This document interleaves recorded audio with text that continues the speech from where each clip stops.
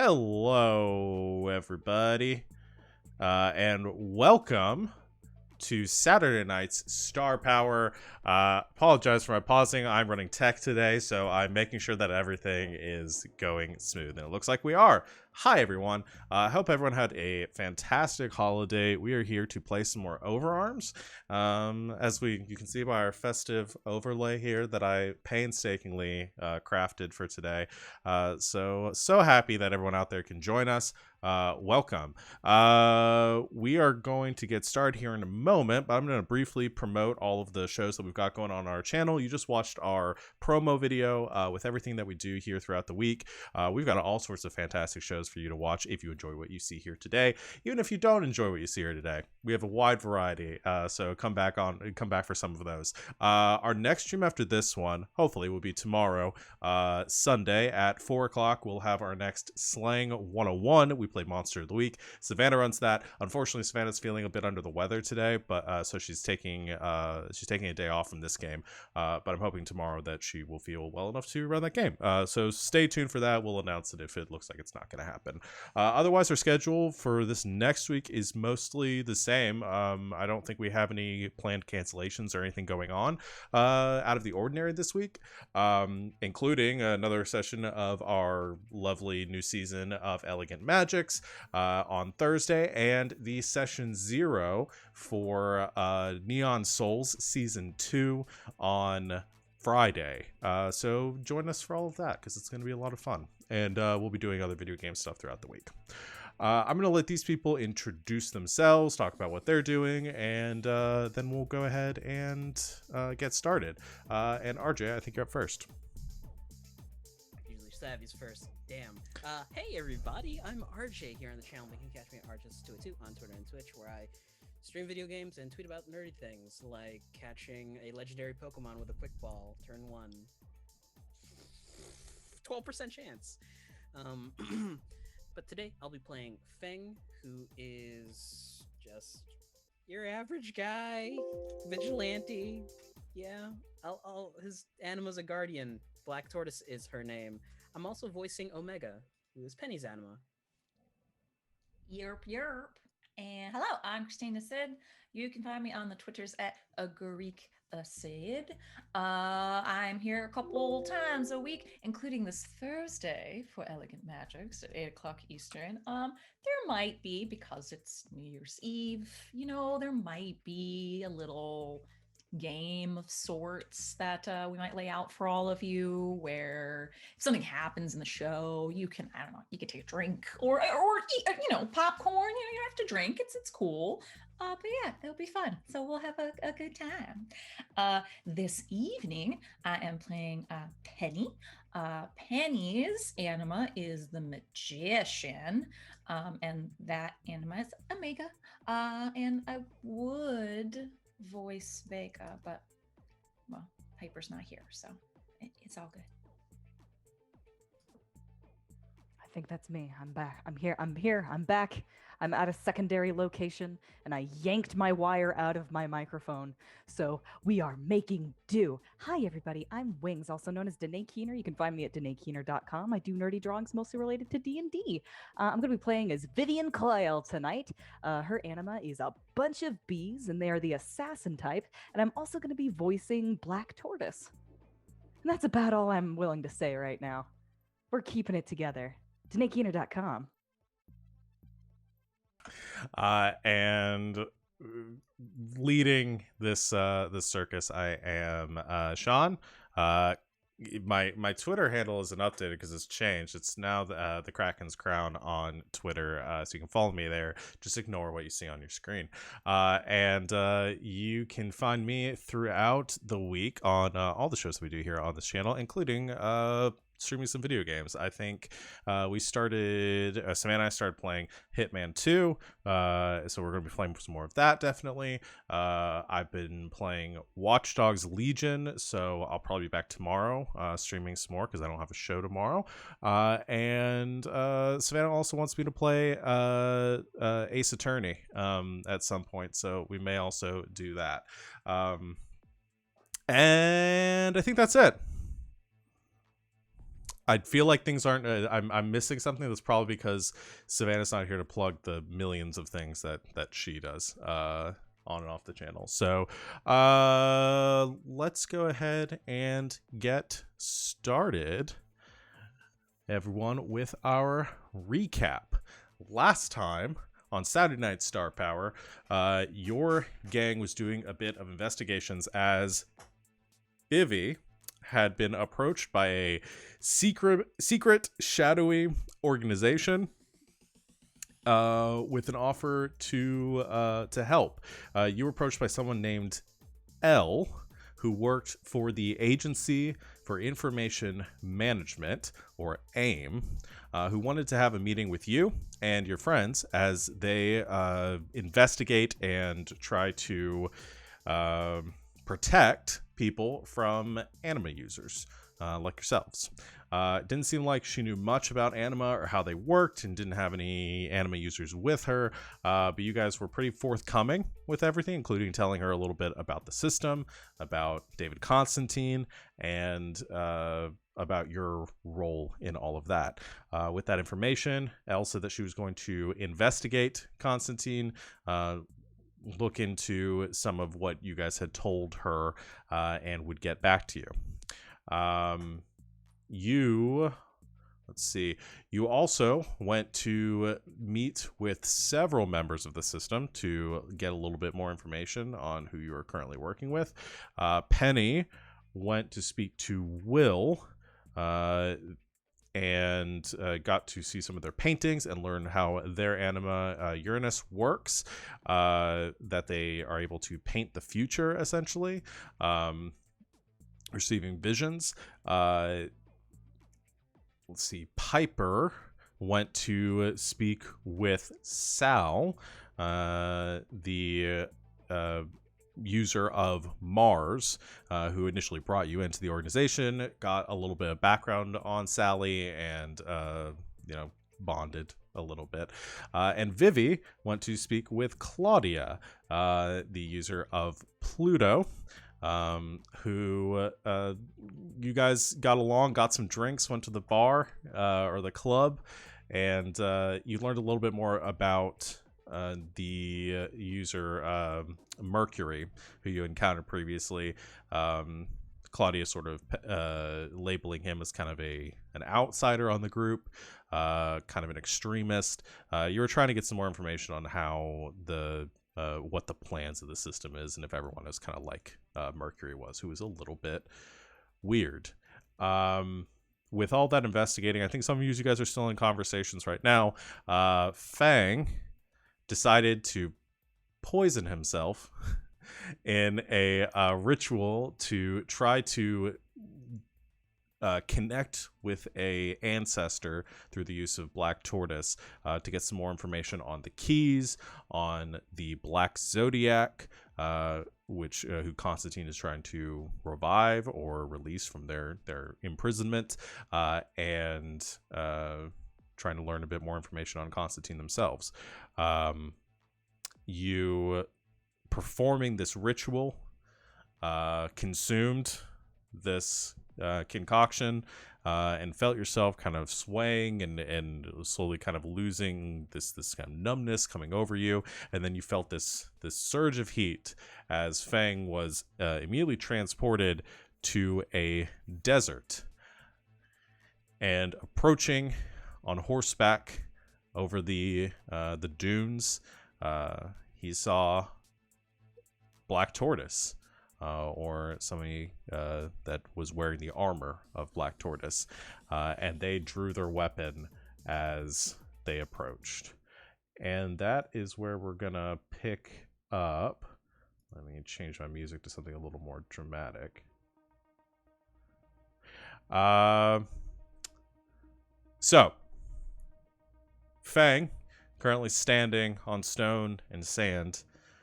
Black Tortoise stops in front of you, holding their halberd at their side.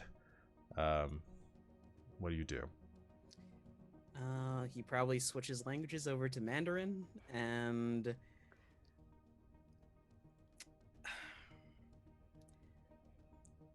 don't suppose you're here to talk. Who are you? You are not my grandfather.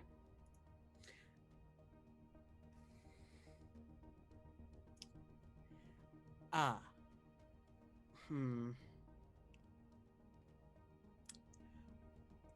Wait. I'm sorry. Can I ask your name? I am G. Which would relate to my great-grandmother's name, correct? That is not a name, No? you know. Oh.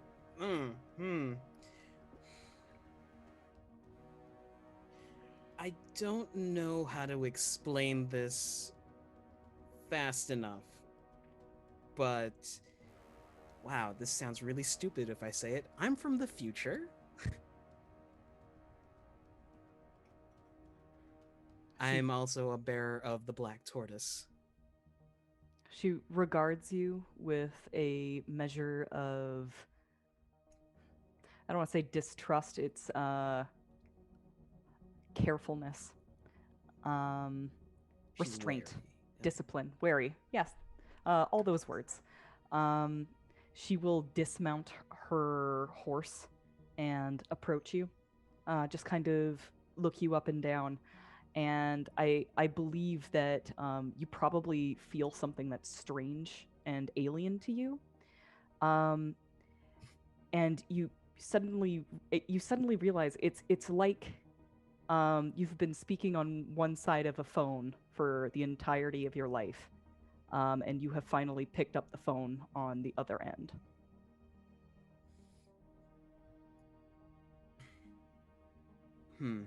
She examines you briefly and then just sort of nods, takes this in stride. Then are you to accompany me on my duties? I suppose.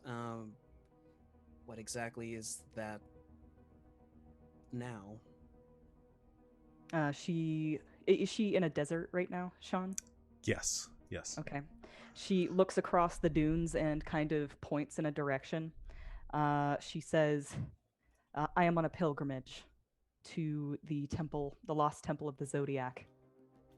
I must take up my post. Oh.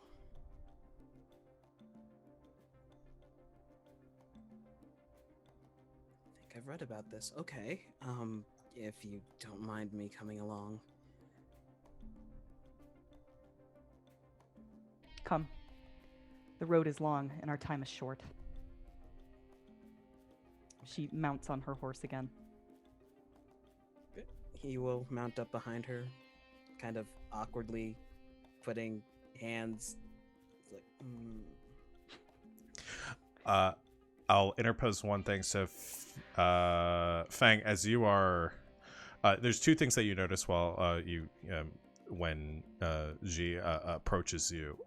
One, she is probably about your age, is fairly young, maybe a year or two older, but she is fairly young for what you have experienced or seen. Your iteration of Black Tortoise, your great grandmother, it was like at the prime of her fighting, and so she's probably about like 10 years older than you. I think the armor that she's wearing maybe doesn't quite fit her as well. She bears it proudly and seems very competent in wielding her weapon and the armor itself as she mounts the horse. The other thing you notice is as you are mounting up the horse behind her, you feel almost a sense of weightlessness at times, and you realize as you're looking down at your body, there's a strange sense of almost semi-corporealness or incorporealness to you, not unlike how Black Tortoise appears to you when you summon her. So tell me, young tortoise, why do you appear to me now?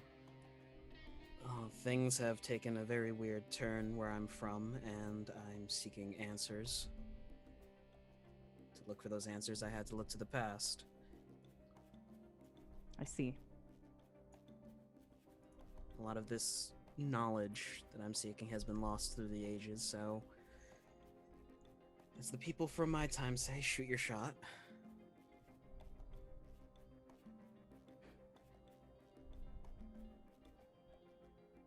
Be sure to aim carefully first. A little bit past that point, actually.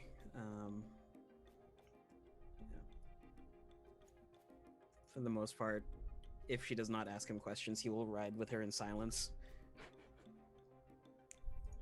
I think that you go quietly for a while before she says, "Will grandfather be gone for good now? Will it just be you?"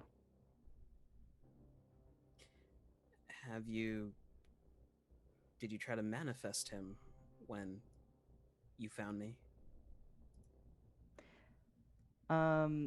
She pauses and she turns. I am manifesting you.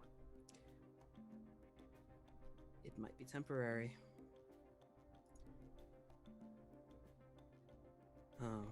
And tell me what you need to know.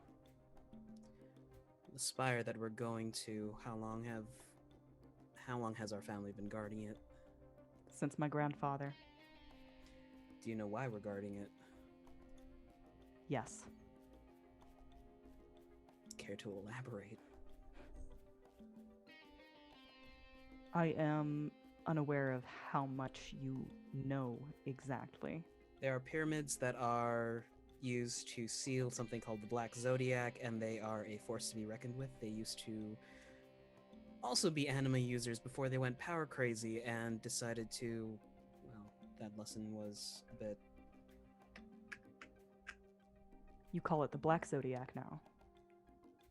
What did you used to call it before? We call it the Zodiac. Grandfather used to be one of them.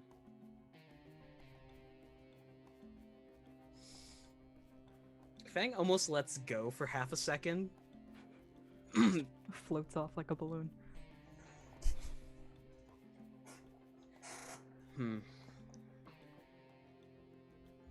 What changed over the years? There were many members, as he told me. They began to question the way that they treated the people of the world who did not have our power. We used to be as they were.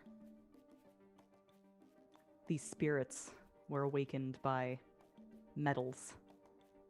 Grandfather himself became one of them when they initiated him in a ceremony where they beat a golden stake into his chest. I can't say the rituals have changed much since that time then.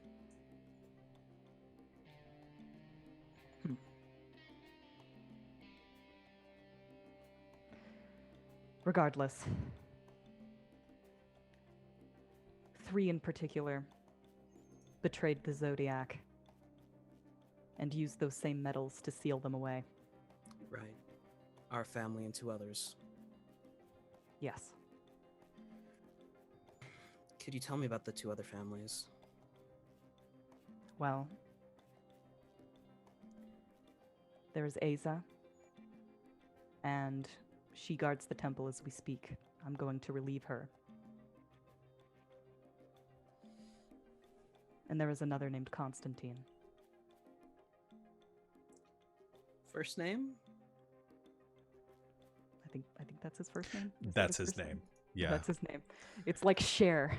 Yeah. They didn't have surnames back then. He is the first Constantine. It is like a Tribe Called Quest. You have to say the entire thing. Oh.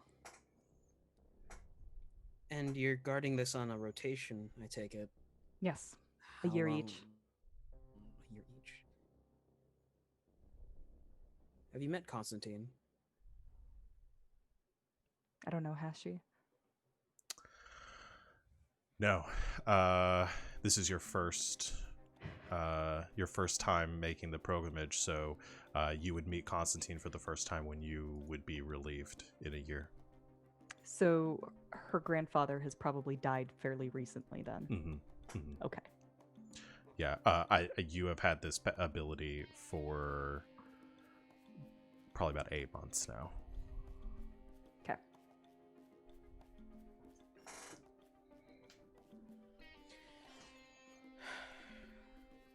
There are some things I need to think about. All right.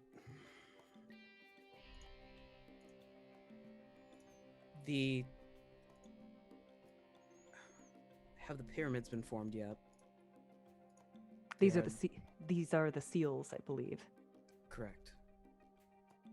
Yes. And it's still our family holds one and the other two hold the others? Yes. Okay. This persists then. For a while. After some time, there is an agreement that no one should guard the tower. It stands unguarded for generations. It might be after you, it might be after the next guardian of the Black Tortoise. But there is a flaw, and someone goes after the seals. You should have stayed diligent. Oh, mine is still well protected. No. I mean guarding the towers. Clearly something has gone wrong. It was before my time, if that helps my image any.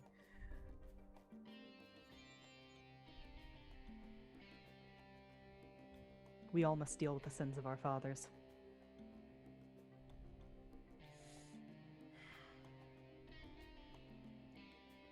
Chicken noodle soup for the soul, I guess. Or grandfathers, to be exact.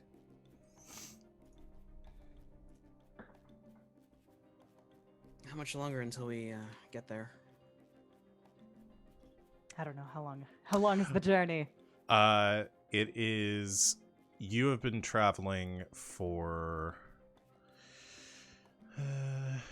probably about 3 weeks now, on horseback. But you are near the approach. Actually, you can see in the distance there are some mountains, and you know it's at the base of those mountains that you will find the path that leads to the entrance of to the shrine.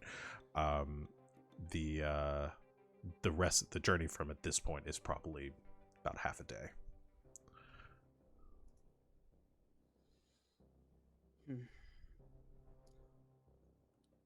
Right.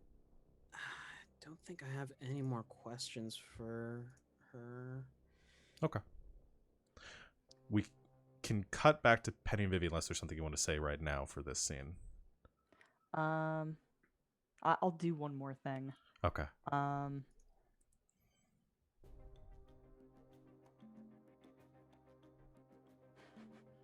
Building off of the sins of our fathers.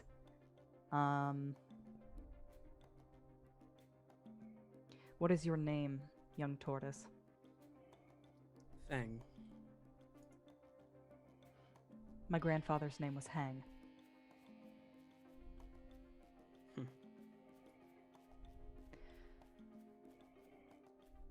Make no mistake, Fang.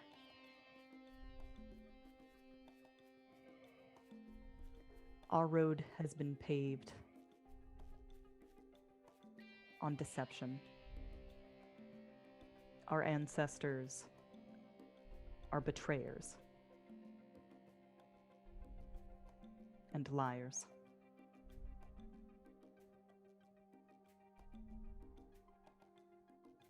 It is not the way I would have things be.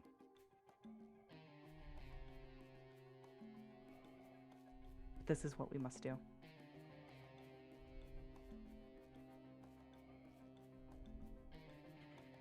He's silent. All right. Do the other families still live where you are? I'm unsure about one, but the other, the Constantine family is well, for lack of a better word. Do you know what we did to them? No. All right, now we can cut. Okay. So we'll cut back to that in a bit. Let me change my music here. Vivi and Penny. Penny, you left Will's house when we ended our last session. Vivi, you were still out with Claudia. Was there anything else you wanted to ask or do with that scene before Vivi headed back? My gosh, I don't think so. Okay, Vivi gets right zazzled though. Okay, I want to cut back that. So this same evening, Penny, you have returned home because you visited Will earlier in the day. So wherever Penny might be right now, I assume probably back at her apartment. Yeah. Okay. So this is probably an hour and a half into Vivi getting zazzled with Claudia. Piper is currently out with Sal, and how do I want to do this?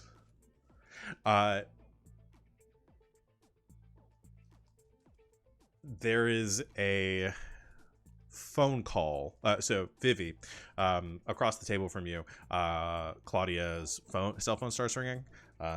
She pulls out. She goes, "Oh, hold on. It's Sally. I should probably answer this." She flips it up and, "Hello." "Yeah." "No shit." "Oh. Oh, okay. Yeah. I'm out right now. Yeah, Vivi. Yeah. Okay. Yeah, just let me know if you need any help."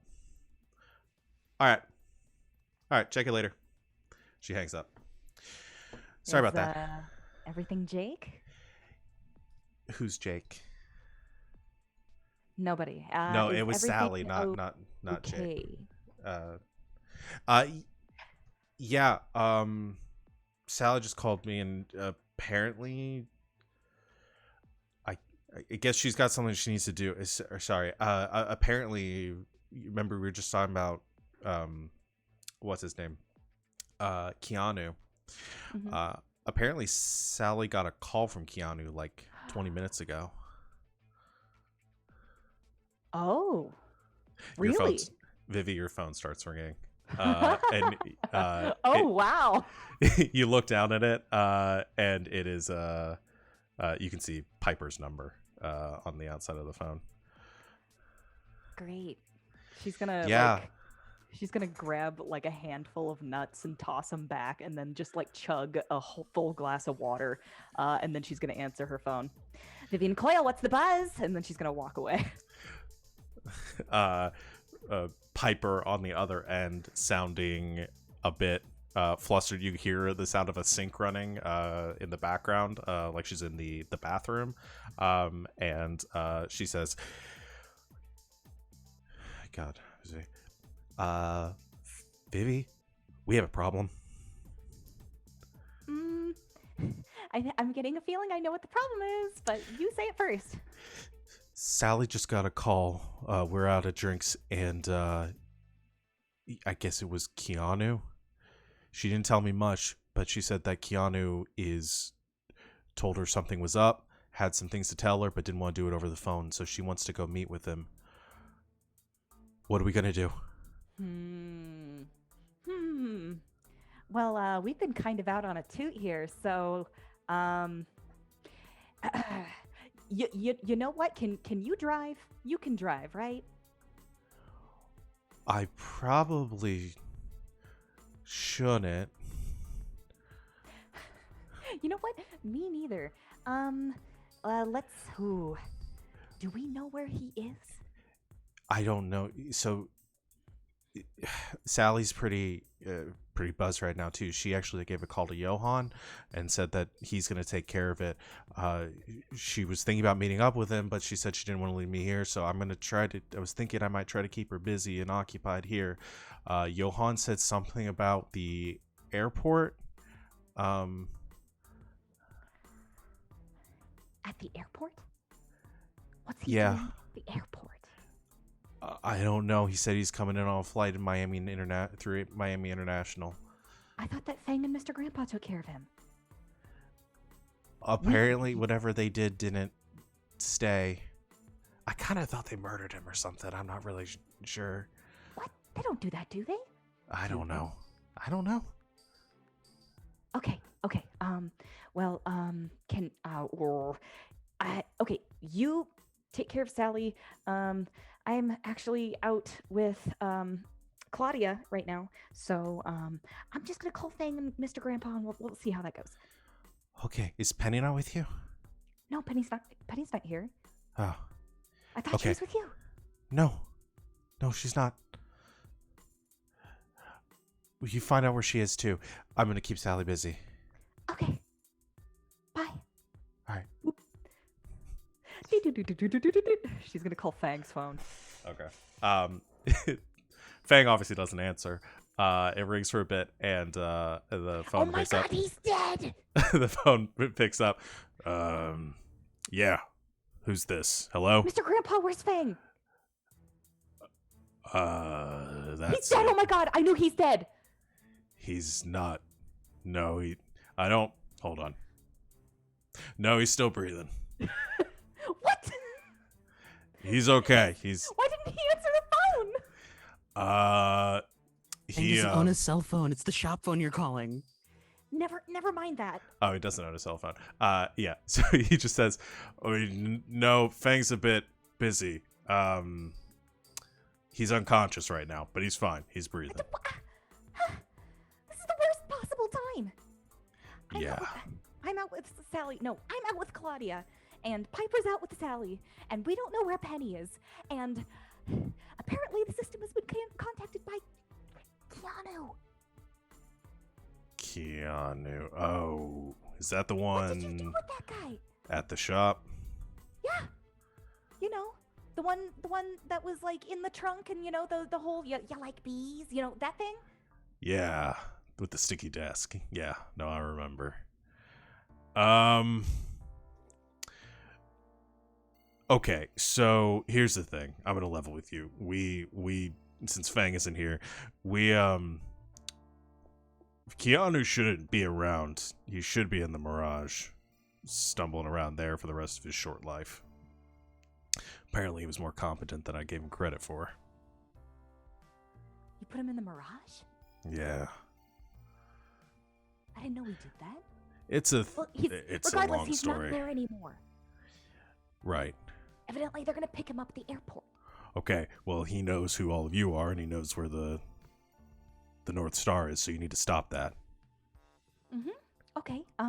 You need me to do that? I'm gonna need you and Penny to get your stuff together and go take care of that, because Fang isn't here right now, and Piper, wherever she is, assuming she's not doing something pointless. Okay. I guess I'll just cancel my shift tonight. Click. Beep boop boop boop boop boop boop boop beep. Hey, Grandpa's shop. Rude. Brrrt, brrrt for Penny. Penny, your phone rings. Penny's phone. Okay, hold on. Let's see if I can do this really quickly. I'm out with Claudia. Piper's out with Sally. They found Keanu. He's at the airport. We need to go there and get rid of him. Fang's unconscious. Why is Feng unconscious? I don't know. Can you drive? No, I don't have my license. Okay, that's fine. I'm gonna get a taxi. I'll meet you there. At the airport? No, at the apartment to pick you up so that we can go to the airport. Got it. Wait. Why was Keanu at the airport? Did they send him off on a trip or something? I don't know. We don't have time. This is Barry's. berries?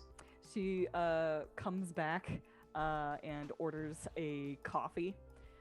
And she's gonna say to Claudia, real sorry about this, but something came up and I really gotta go. I forgot that I have a shift at the library. Oh. All right. Yeah, totally. Are you good to work right now? Oh, I'll be fine. Yeah. I could, Well, I forgot about it, but like library's really quiet. Nobody bothers me. It'll be fine. cool. Sure. Yeah, The I'm coffee gonna. appears in front of her, and she just downs the whole thing, scalding hot. She just watches you in silent horror and fascination as you do this, and she says, "You're the weirdest person I know, and that is so cool. We should do this again sometime. I'm gonna probably hang out here for a while longer, but have fun at work, I guess."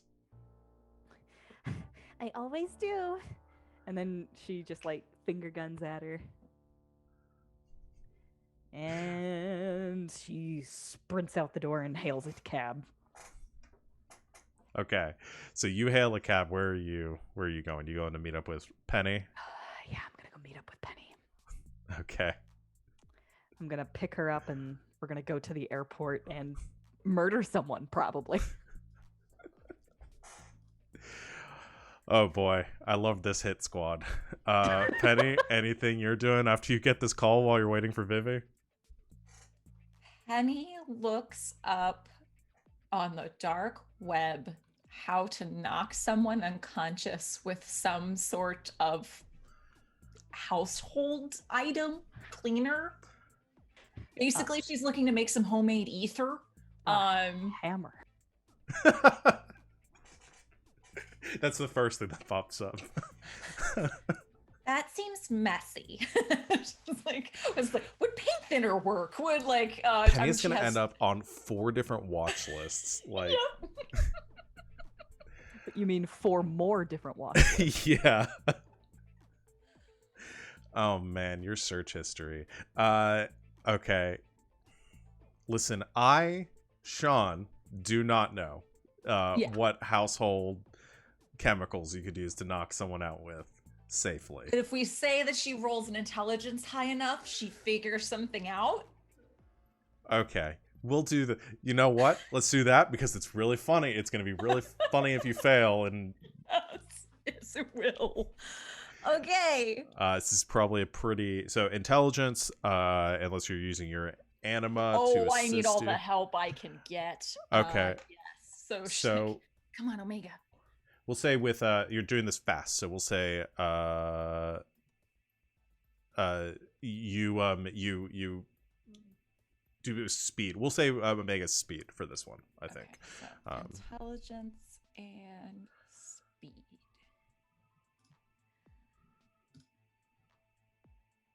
11. Damn. All right. Sure.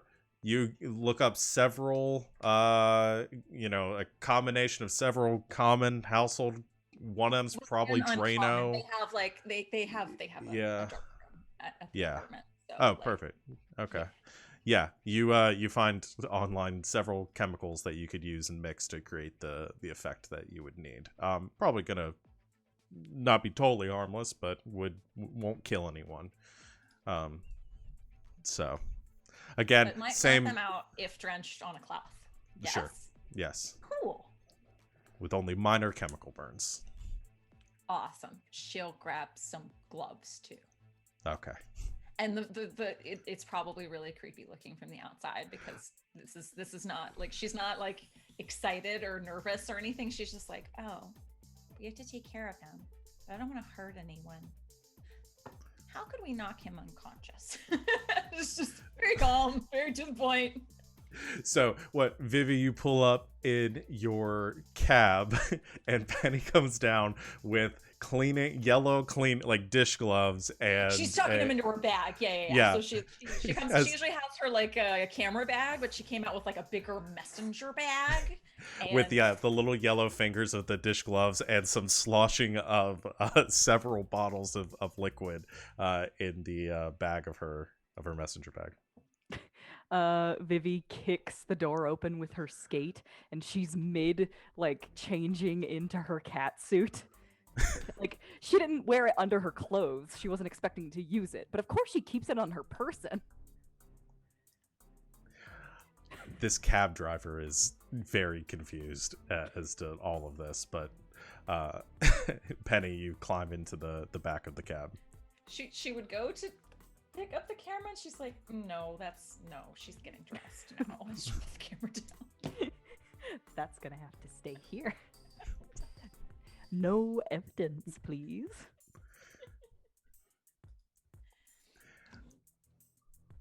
All right. Any planning between the two of you as this your hit job? Is Okay, underway? so what all do we know about Keanu? Is that he's just gonna get picked up at the airport? As far as you know right now, that's all you know is that what Piper told you, that Sally was having a conversation with Johan about Johan going to the airport to get Keanu. Okay. I'm gonna catch Penny up on everything that I know. And every now and then, Vivi does something to help herself sober up. So she'll be like explaining very quickly to Penny, like what the plan is. It's like we need to go find Johan, and then she just full on slaps herself in the face, and then like shakes herself out, and she's all, and then just continues the plan. Vivi, are you drunk? I was. I'm less so now. You smell like you're drunk. Listen, I wasn't supposed to work tonight.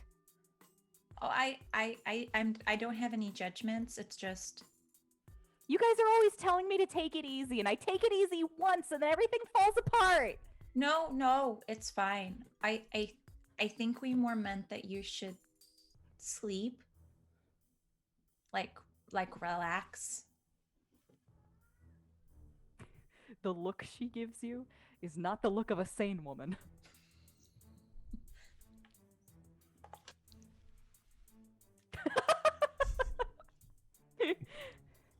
And she's gonna like reach for the chemicals and stuff, and she says, "Do you know how to use this?" I looked it up. It's 2 parts of this and 1 part of that, and then realizes that there's the taxi driver. Leans in much closer. If you soak a rag in it, you can put it up to someone's face and they'll go unconscious. Great. If that doesn't work, then good old-fashioned bee smothering should help. Your bees can smother something? I don't know. Haven't tried. Interesting. So I guess it would be newfangled bee smothering. Okay. Well, we can give it a try. So are we looking for Johan, or are we trying to find Keanu before he gets to Johan? Keanu is a pretty loud guy, both like, you know, I remember him very vividly because he tried to kill us. audibly and visibly. So yeah, let's try to find him first. If we find Johan, then I guess we just gotta make sure that Keanu never makes it to Johan, okay?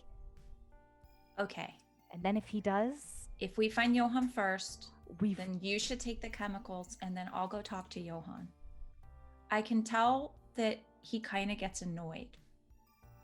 So maybe that will be distracting enough. it'd be best if they didn't see either of us. But you know what? I like it as a plan B. I could say that I'm picking up my father from the airport. Is that a good lie? Sure. Okay.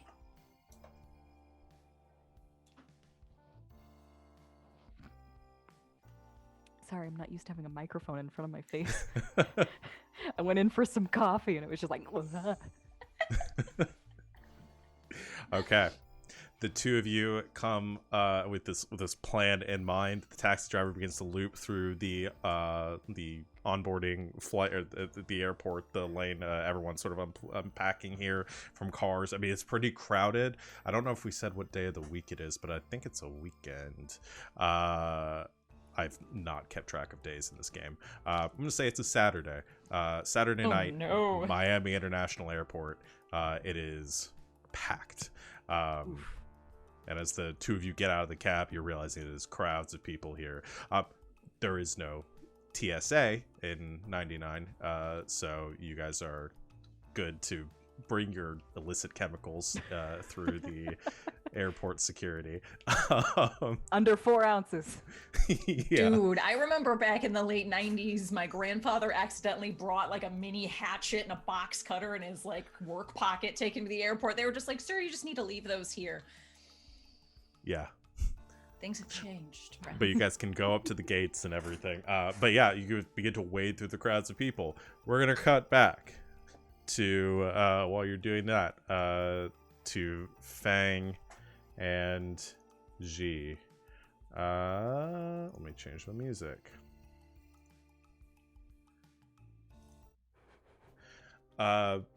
You have reached, as the ride continues and you have reached the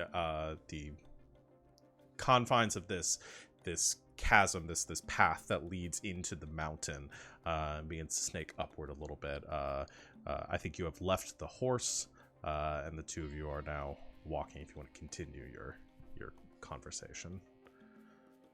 Okay.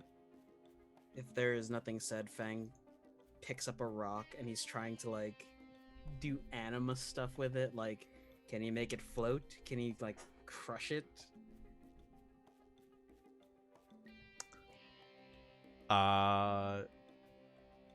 Yeah, so the way that I'm flavoring this for combat purposes and like the mechanics purposes here is you still are your stats and Black Tortoise's stats.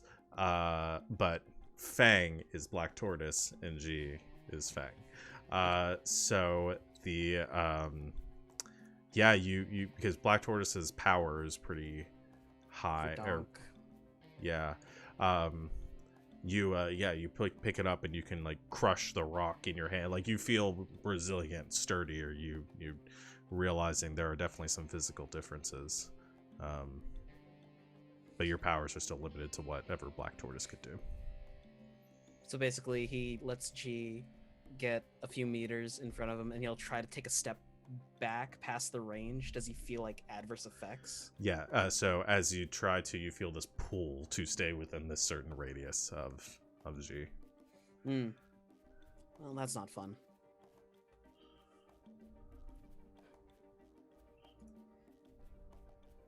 If you want to leave, then I can dismiss you. No, I don't. I think I'm right where I need to be right now.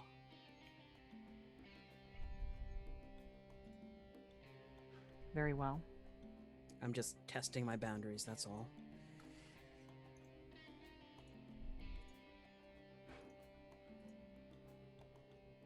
She seems to like get a little bit of an attitude. She bites back a comment about like, well, this is a downgrade. Like, got a tortoise that doesn't know what he's doing.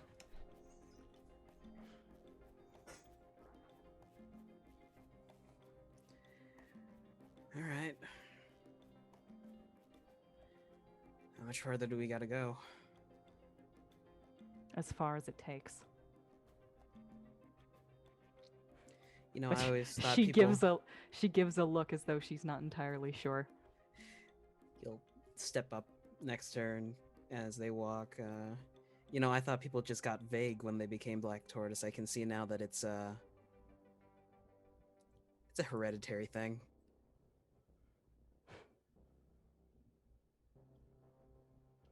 I think most people just call that a curse.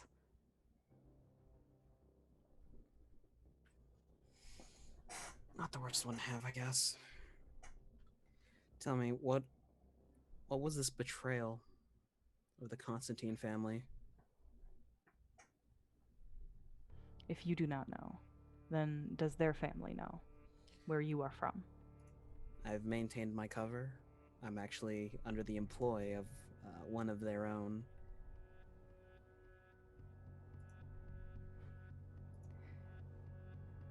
It is my understanding that secrets like this are not kept forever.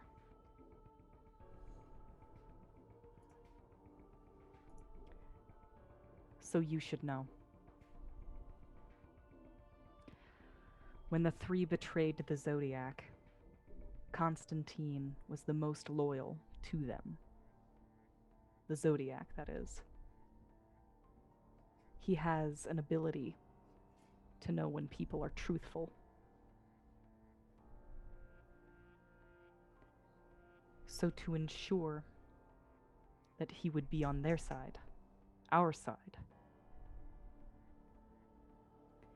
it was arranged for his brother to be assassinated and pinned on the Zodiac.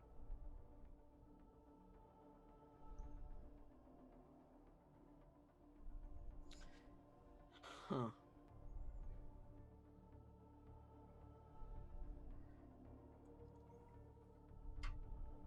Well, it's a good thing I've only been saying half-truths. If this Constantine has the same abilities as yours, then I'd hope I didn't ping on his radar. He must never learn.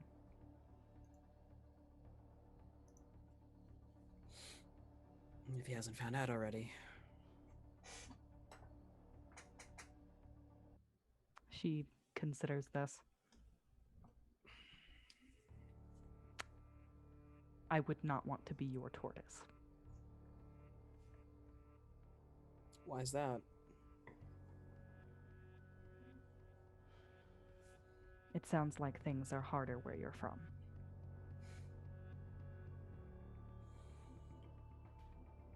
If it's one thing I can tell about our family, it's that we thrive in adversity. We've been protecting this thing for generations, and well, from where I'm from, we take down the bad anima users.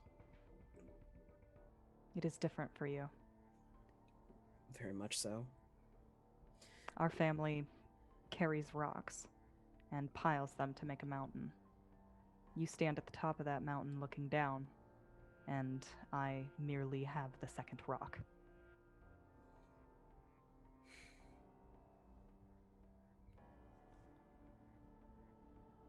Things continue like this, I guess that mountain's gonna get bigger. Even after my generation. Then pray you do not fall.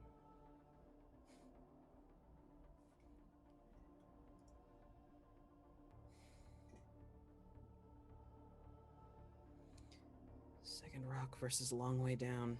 Yeah, I do have it rougher than you. And there's just a very wiry smile on him. She does not crack.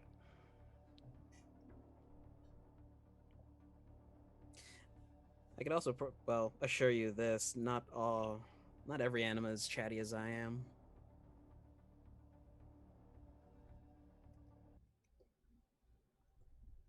Anima? Guardians, the spirits. I see.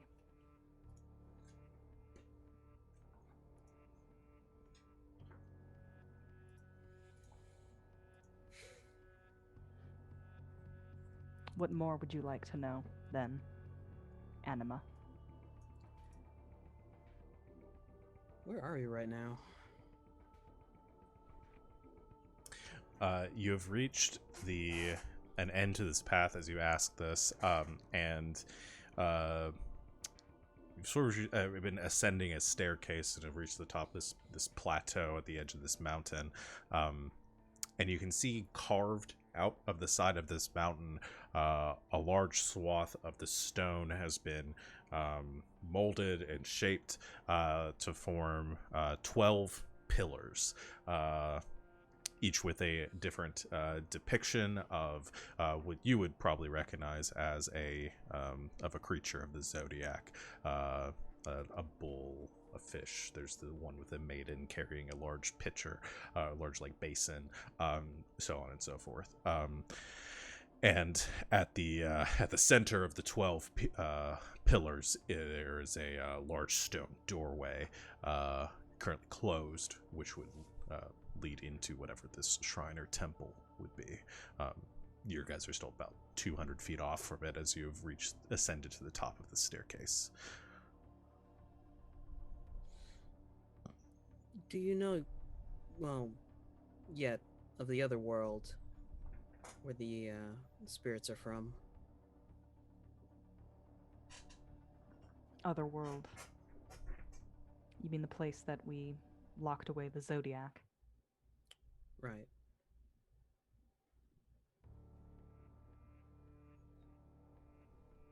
There's Very little. There's a tower there. The person who wants to free the Black Zodiac thinks it has something to do with where they're entombed. Wonder if this place is connected. People have gone to the Mirage and come back. I have, at least. She gives you a look. It's not a fun place at all. That is where we imprisoned the Zodiac. That's where we also imprison all of the people we've captured. Eventually, the spirits overtake them, or they go insane and they don't become a problem anymore. If you can come and go from the Mirage freely, then what makes you think that all of your prisoners cannot do the same? Usually the anima get to them before they can do that. Or the dehydration. Or hunger. Or the fall. Or the rock people. If people were as reliably destroyed in the Mirage, then Zodiac would no longer be a threat. Alright. Guess I gotta think of a new place to store all these bad guys.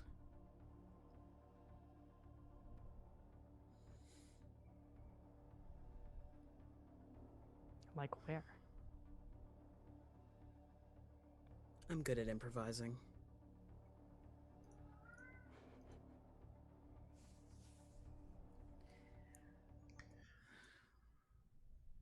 You have reached the set of stone doorways in front of you, which stand imposingly almost 20 feet tall of solid stone construction, elegantly adorned in stone craftsmanship with a swirling depiction of two sides, sort of interposing murals. One side is this very elegantly depicted forested area with lush green landscape, or lush, not green, living landscape with trees and forests and mountains and waterfalls. And on the opposite side, you see in contrast, this display of fire and destruction and this obliteration of the life of the panel on the left, and in the center, bisected by the divide in the door, you see a large tower. G kind of stops before the door, and you can see she's trying to look stoic, but there is kind of a air of anxiety about her, and she just sort of looks at you and says, Asa will be expecting to see my grandfather.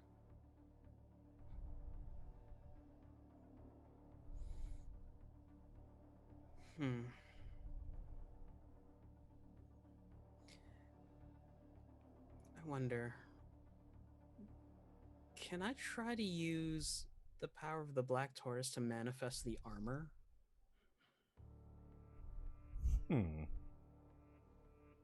Okay. So sort of using your like aura manipulation to change the your own appearance. Yeah. Roll.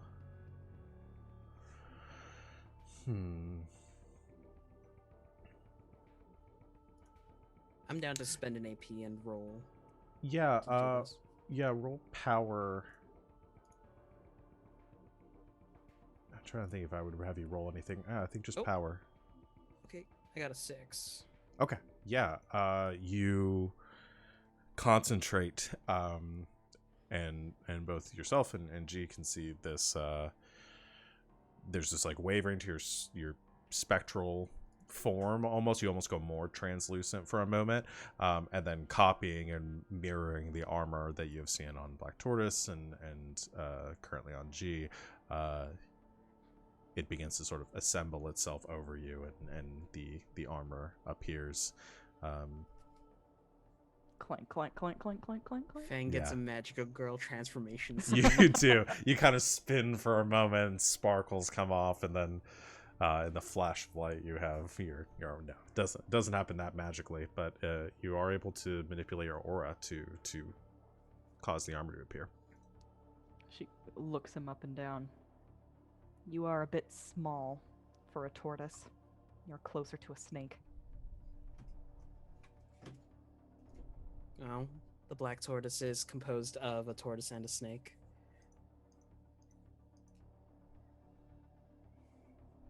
Who's to say this isn't gonna be what I look like when I join the ranks?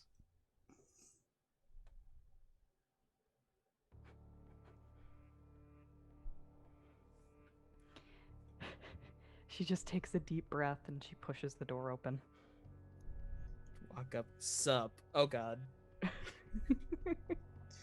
You push the doors inward, and they G strains slightly under their weight, but once you get the momentum going, they push before you, grinding open into the dark interior. As you look into this shrine, you can see at the center there is some light being given off as near the center of the walkway, about 30 yards ahead, is a large brass brazier with a fire burning in it. The coals are slightly dim, but the fire still gives off enough light to cast shadows inside, and you can see the depictions of there are these bronze statues erected throughout the temple. However, many of them have been destroyed,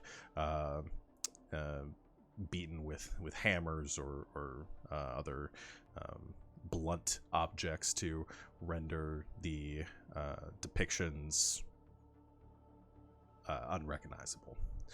But what you notice almost immediately upon entering is in this dim light, starting about 20 feet in from the brazier and then leading back into the darkness beyond into the shrine, small trail of blood that is leading your path inward.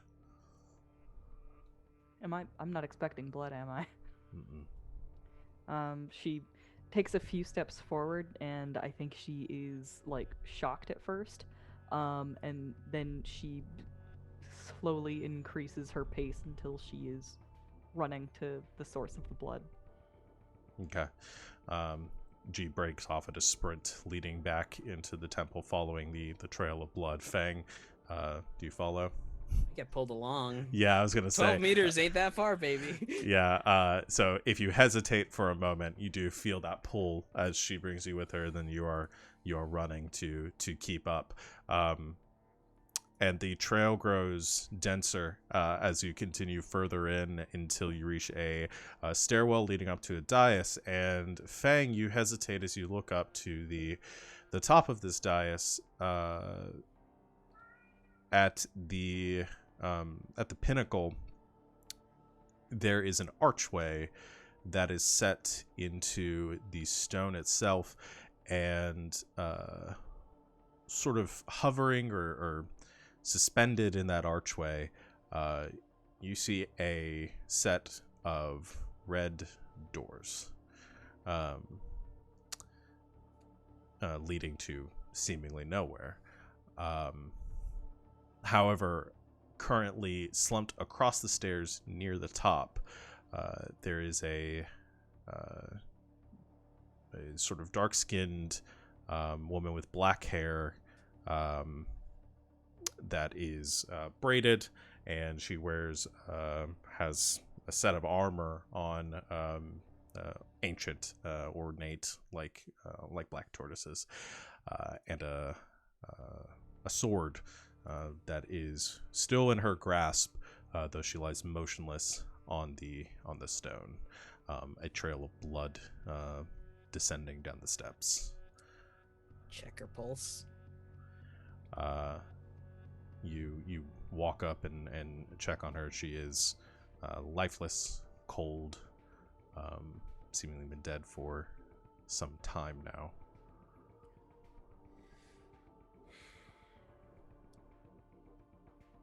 Feng will try and pry the sword out of her grasp and look up at those red doors.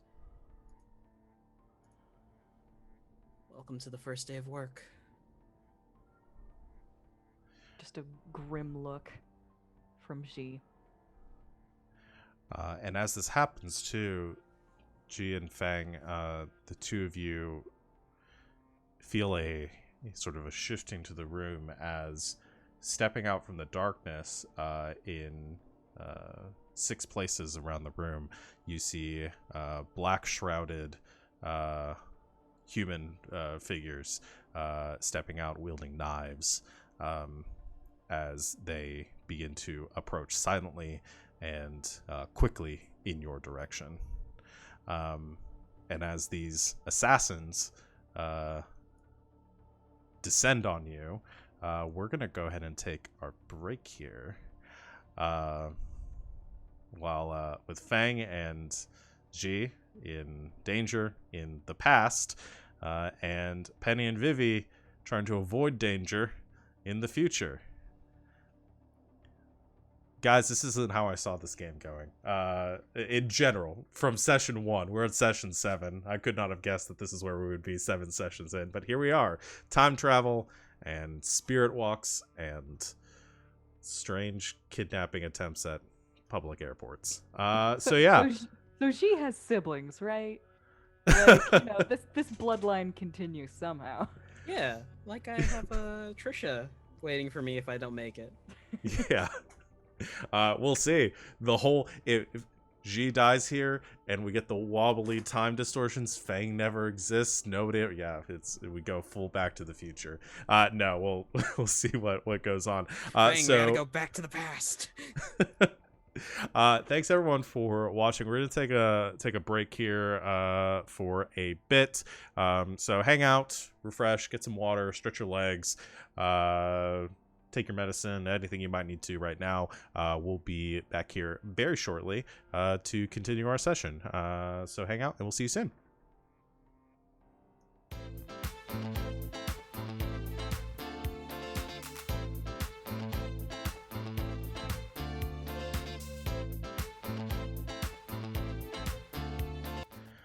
Welcome back, Internet. Thanks for hanging out with us on our break. We're here to play Overarms and not die.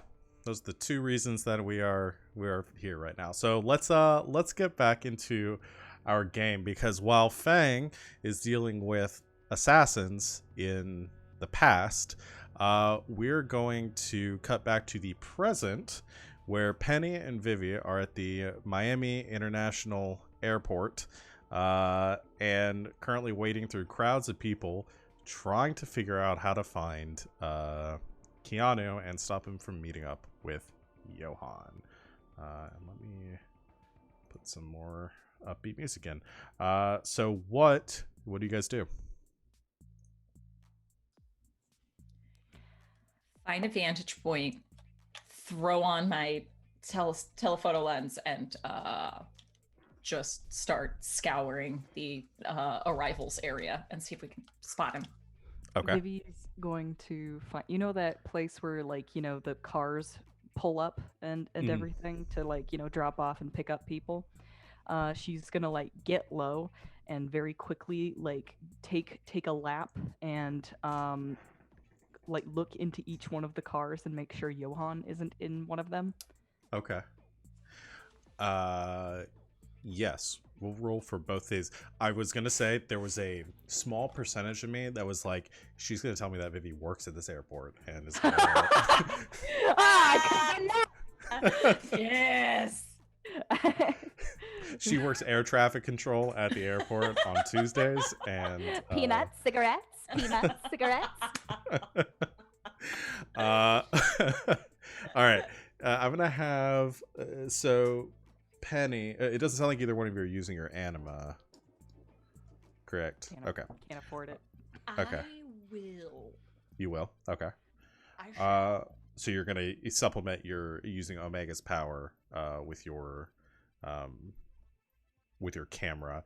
So I would say intelligence for sort of perceiving and investigating, and for Penny for the second ability, I guess using range. we'll go with range, Okay. because I think this is a matter of like how far you are able to perceive and how well you're able to perceive. Okay.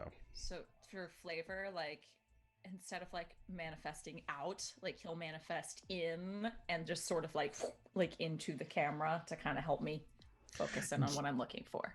I like that. So almost forming like a lens and or secondary lens inside the camera, and maybe playing like distorting time enough so you can view things like more like concurrently, or maybe like slow things down, speed things up.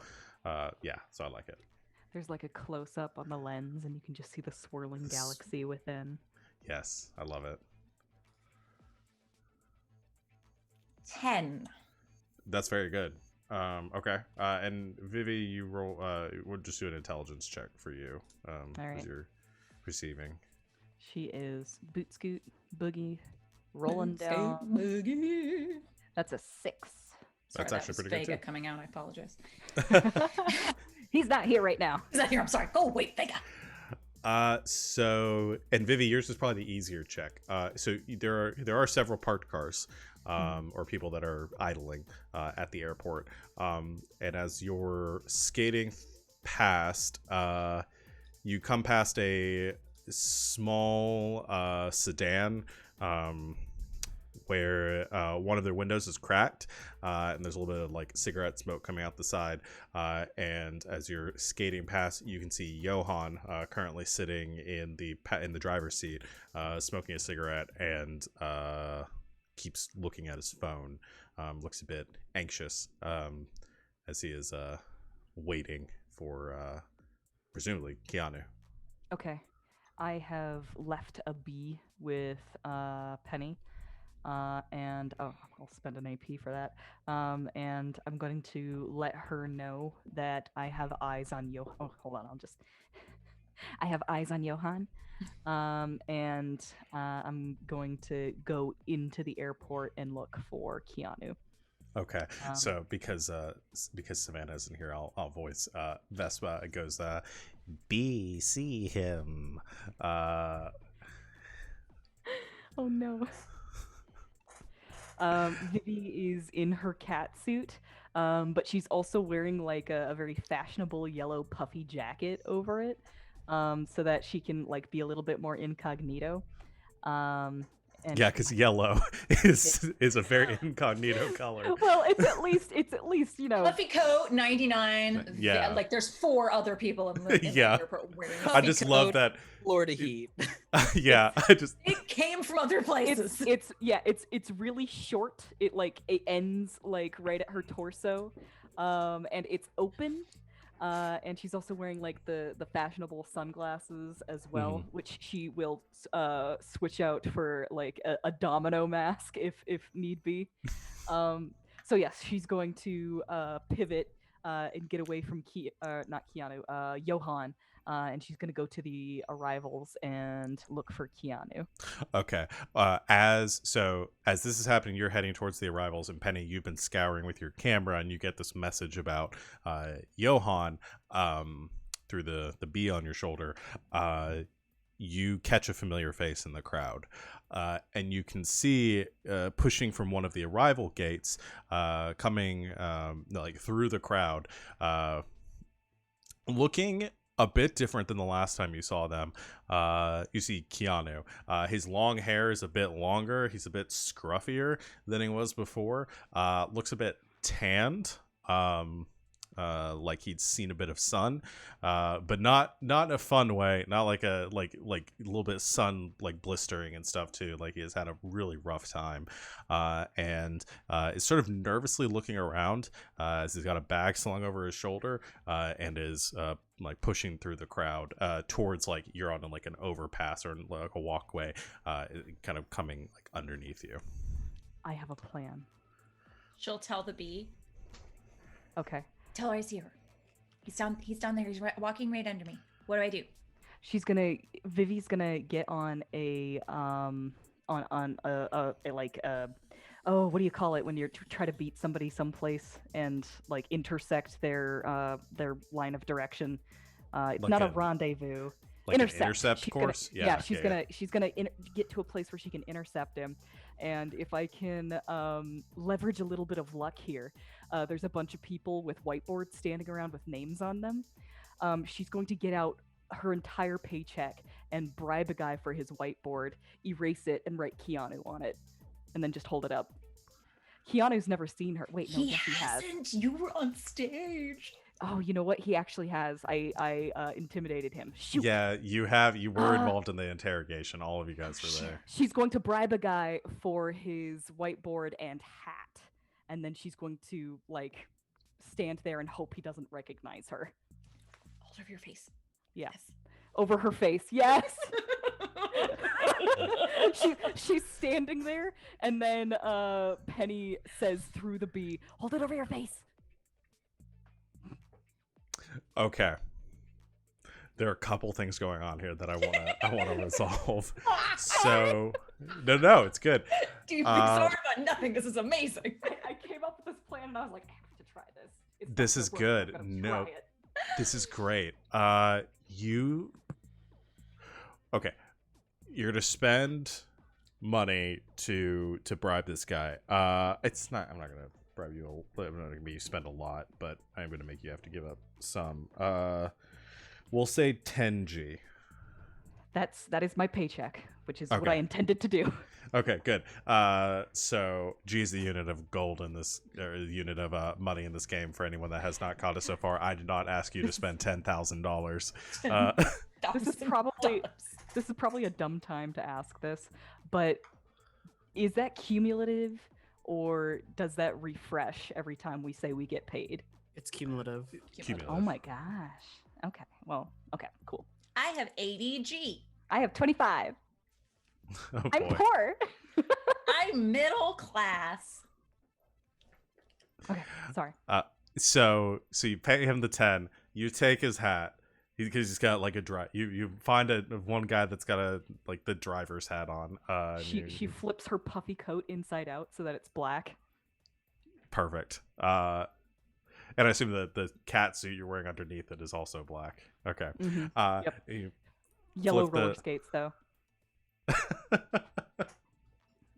May I say that we both, before we left the taxi, we both took a little bit of our homemade chloroform. And we both have a little bit just in case. You did tell Vivi to take some with her. Okay. Yeah, you did. So yes, I'll say that's fine. You each have a rag soaked in chloroform and one glove between you. Okay. So you bribe the guy. He moves. The driver. He moves off, counting his money. Passes fare for today. You quickly erase the board and write Keanu on it and hold it up over your face. There's a moment with like people shuffling around you, which I think like you don't want to look on the other side of it just yet, just in case he comes around, and you just hear a throat clearing in front of you, and just are you picking me up? She's going to just kind of barely peek over the board and say, Keanu? Yeah, that's me. I thought wasn't somebody else supposed to be here? Well, I'm the driver. He's waiting in the car. You're here with Johan. You're here with Johan, right? Yeah. Oh. Yeah. Cool. You didn't tell me he was having a driver. Yeah. Right I this guess... way, please. And I'm Yes. gonna like go behind him and push him in the wrong direction, like towards a more secluded part of the airport, hopefully closer to Penny. I'm gonna have you roll here to for this ruse. I'll say this seems more of like a charisma situation. Not bad at that. So we'll go with that. All right, I'll do it. 8 That's really good. a D8. That's really good. You just like pushing him along, not like using a bit of just manipulation to just hurry him away and act just like act everything's confident, normal. Yeah, just acting confident, like what he's supposed to be doing, and he just sort of goes along to say, "Oh yeah, right. Cool rollerblades." And he just like you're pushing him along, not even thinking about it. And you guide him to there's a couple like there's like a side hall and like restrooms down that way, and elevators lead up to the other floor, and there's less people around there, and you start like leading him down that direction. I'm gonna take him into the elevator, and as it shuts, she just starts digging into her pocket, and right before the door shuts, you see her just go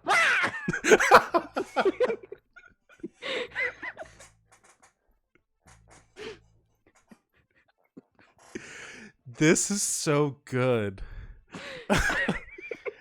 And it's too good for it not to work, I think. Because I think there's a slight moment before you pounce on him where he just says, "Why are we going upstairs?" And then you just jump.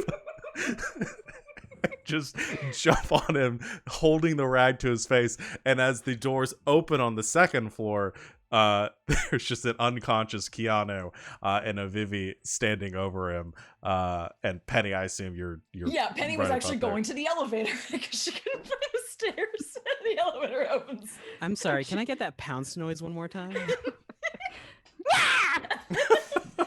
Excellent. No, one small, one medium, one. No, I'm just. We gotta get clean. Yeah.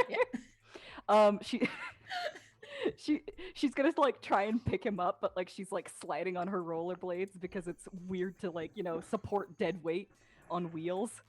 So she's gonna need help from Penny to get him out of here. Okay. Penny looks at you, looks around, goes and gets a luggage cart. Like, takes from her pocket, gets the quarter, gets the luggage cart, helps her put him on it, and takes off her jacket, throws it over him. Oh, and then she'll take off her messenger bag and like put it on the luggage cart, like luggage. There we go. This is fine. We're gonna take him out to like the parking lot. Like back then, did they have like cell phone waiting areas, like at airports? I don't know if they had well, because cell phones are a thing at this point, Right? and I think we'll just say yes. There's a cell phone lot, a little or ways off. like a place for taxis to wait. Yeah, yeah. We left the meter running on our taxi, so we're gonna come back to this poor taxi guy and dump a body into the back seat Under the coats. under the coats, but it's pretty conspicuously a body. He's a Miami taxi driver. He doesn't care. I've seen it before. As long as you're paying him. I will pay the taxi driver and give him a nice tip. Should I just do another 10? Yeah, we'll just go with that. Okay. So you throw Keanu in the back, who kind of falls over, so his like head is down like between the front and the back seats, and the rest of his body is kind of pushed up against the door, and the two of you slide in next to him, and the taxi driver's just got music going in the front, just all right, where to? And just puts the car in drive. Can you take us to the North Star? Yeah, sure. Thank you. Vivi's busy like arranging Keanu, but he's just like dead weight and he keeps on flopping all over the place. Eventually, you just buckle him in, pull on the seatbelt to make it lock in place. Jacket over his face. Yeah. Here, you yeah. can use my bag, tuck it behind him, so you have. There you go. Driver turns up his music a little bit more. Plausible deniability. And the two of you start heading towards the North Star with an unconscious Keanu in the back seat. Back at the ranch. Let's cut to... Oh, Mom, Feng's my responsibility. I'm gonna put him down. Feng and G. The assassins descend upon you. That's an initiative, isn't it? Yes, it is. So the way I want to do this, for G, so Feng, you're essentially gonna roll, however much AP you had going into this, is what you have right now. Everything is gonna cost you an AP to do, and you can essentially make attacks and do everything as if you were using Black Tortoise. G, because I want you to have something to do here too, I'm gonna give you, so we don't have stats for her. Her stats are essentially going to function like Feng's, so whatever your whatever Feng's base stats, character stats are, and if you want to make attacks and stuff with items, she has a halberd, which she makes her attacks with dexterity +2 and damages strength +2. Okay. I'm basically going to say when she makes attacks and then make RJ roll for it. Okay, yeah, that works too. So you can just describe what Feng is doing. All right, roll initiative. Roll a dex. Oh, is that right? No. Well, no. Hold on. Sorry. Wait. Hit the 1, not the thing. Yeah. Plus speed. There we go. 11. 11. Okay. The initiative for these guys I should have had up.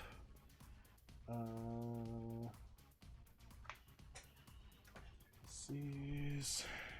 Okay, yeah, you go first. What do you do?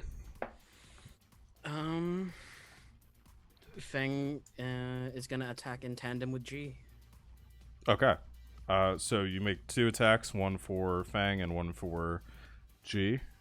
Okay, so for Feng, he's using the sword, so it's gonna be Dex +2, Strength -2. So no, Feng just makes his attacks as if he was an anima. Ah, okay. So whatever your accuracy is for Cool, Black cool. Tortoise. So you make your attacks normally. if you're gonna be if G is gonna be attacking with her halberd, she makes the attacks dexterity +2. Strength plus defense roll. Feng gets a 14. That'll hit. And damage is that strength and defense. 7. 7 points of damage. Yeah. Okay. You strike out with your you pulling the sword that you have sort of grabbed off of the ground, and you feel a surge of power as G sort of commands you forward using her own will, as you are her anima currently. You feel this overwhelming like speed and strength that you don't possess in your mortal body,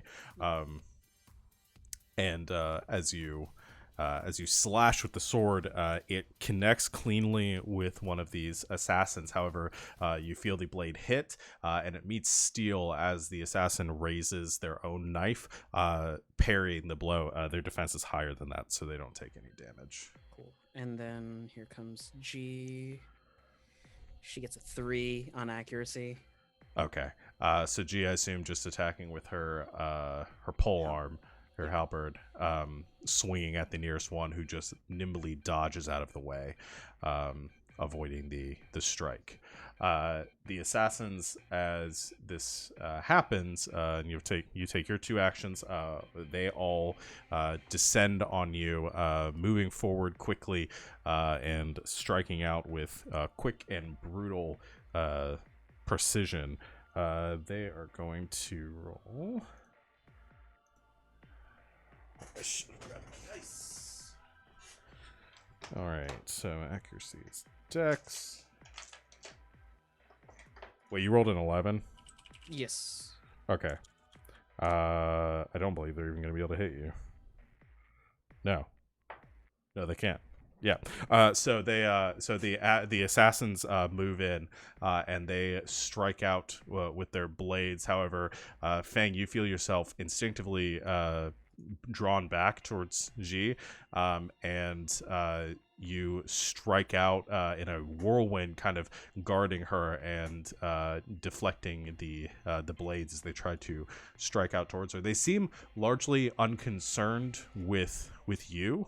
In fact, you're not even entirely sure that they really can see you, though they seem to be responding to your presence, almost sensing you. They seem to be entirely focused on G. But however, that is their turn. So you can roll initiative again. 15. Yeah, you're good. You're still going first. Fang's attack incoming. Strength.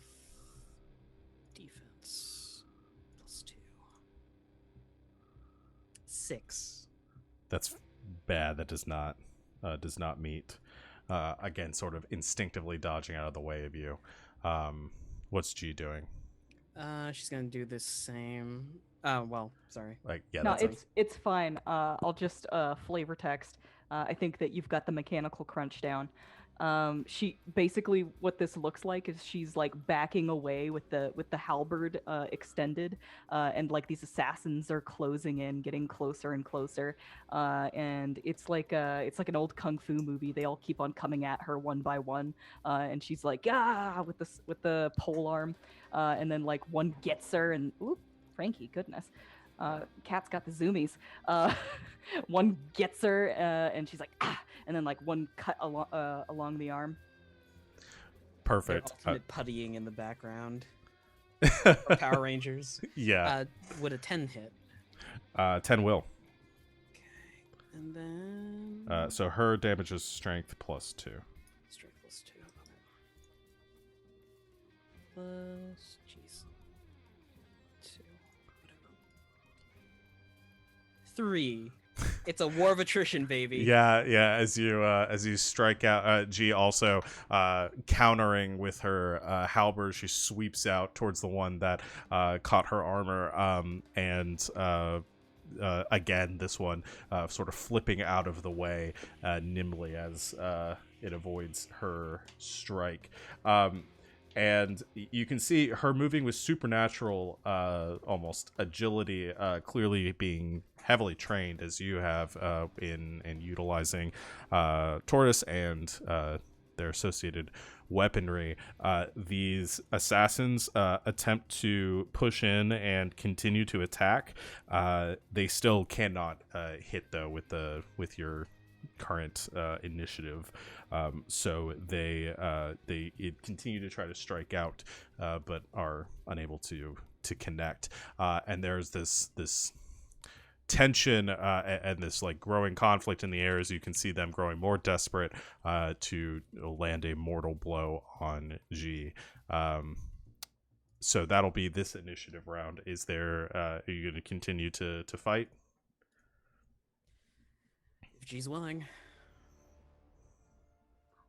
I feel like she is trained to. I mean, like this is the temple. It is her duty to defend it. Okay. We'll do another round of initiative and see if we get anywhere with this one, and then we might narratively resolve it. So go ahead and roll initiative again. Exit out. 13. Damn. All right. 13. You're still going first. Strength. Defense. It's 2.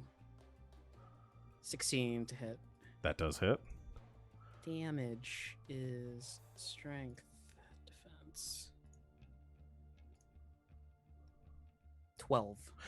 That's good. Okay, this time you do strike out. This time, hitting one of the, catching one of the assassins off guard. You bring your sword down on them, and they do instinctively try to parry it. However, you throw more force into kind of adjusting your strikes to this new power that you have in this anima form, and the blade drives through the dagger, breaking their guard and slashing across the chest of this assassin, who goes collapsing to the floor. And the 5 remaining assassins sort of whirl on where this one has been slain. You can't see their faces, but you can see a growing look of sort of uncertainty. They've been unable to land an attack on you, and one of them has now fallen. So G, you see one of the assassins slain by Feng. What do you do? I think she gives him a surprised look, and then she just gives him a solemn nod. She says, "This isn't your first time in a fight, Serpent." No, and I doubt it's gonna be your last.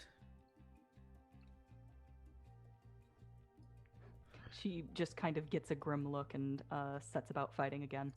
Okay. Go to make another attack. 6. Was that +2 or -2? -2. Okay, it's D in his strength. it's to hit. It's +2 to hit. It's +2 for both. So it's 10.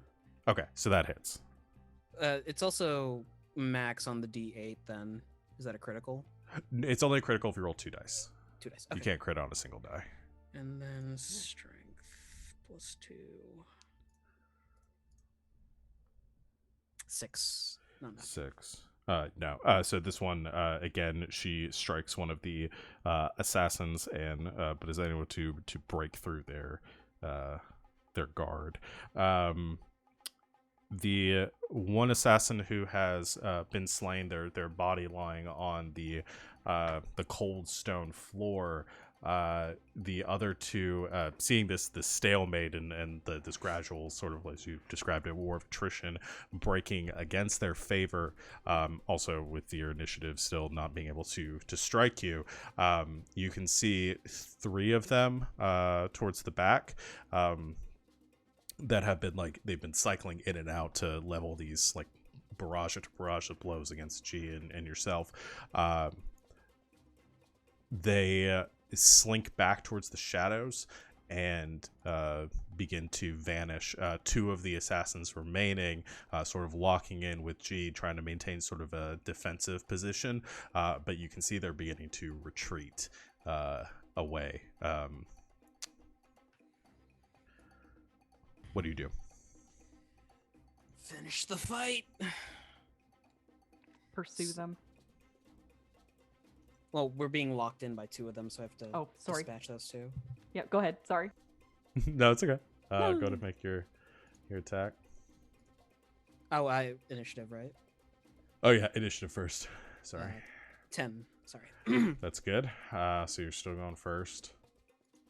Let's see how much AP I can burn through. Can I get to Vivi levels of exhaustion? Defense. Accuracy. 23. Jeez, yeah, that hits.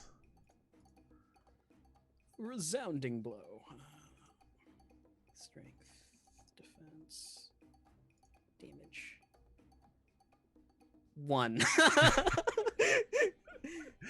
Oh man, these damage rolls. Yeah, again you hit, but the blow is deflected by the assassins as they seem to have again adjusted to this aura that they are sensing and have begun to sort of anticipate your strikes. I don't know how used to Feng is fighting with a blade or a sword, but they clearly have more experience than he does. So G, Feng pushing forward, trying to break through the last two that are guarding. You going to attack again? But of course. Of course. That's a no on a 3. Ooh, yeah. Yeah, so again, you strike towards the assassins, and they dodge the blows, one of them rolling back and goes sprinting away into the darkness. The last one remaining pulls an item from their side, tossing it onto the ground. It explodes in a cloud of smoke, and they vanish into the shadows as the smoke clears. Well, that's not good. Cowards. Listen,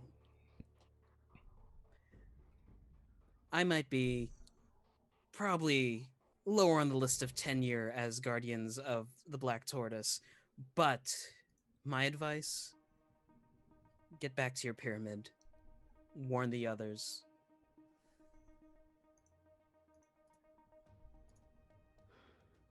She looks hesitantly at the body of Aza, and she says, "You're right.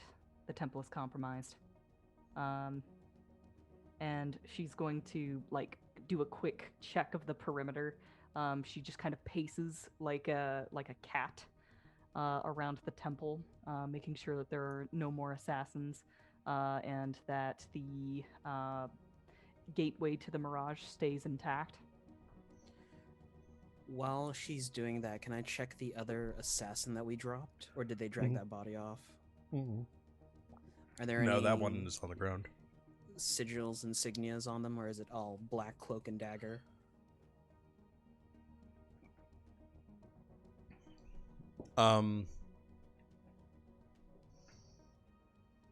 Yes. You approach this assassin. You pull back the veil over their face, and you can see that they're about a middle-aged man with again very very sun-drenched skin, shaved head, but you can see it across their face. They have tattoos, very ornate tattoos, of the sigils of the Zodiac.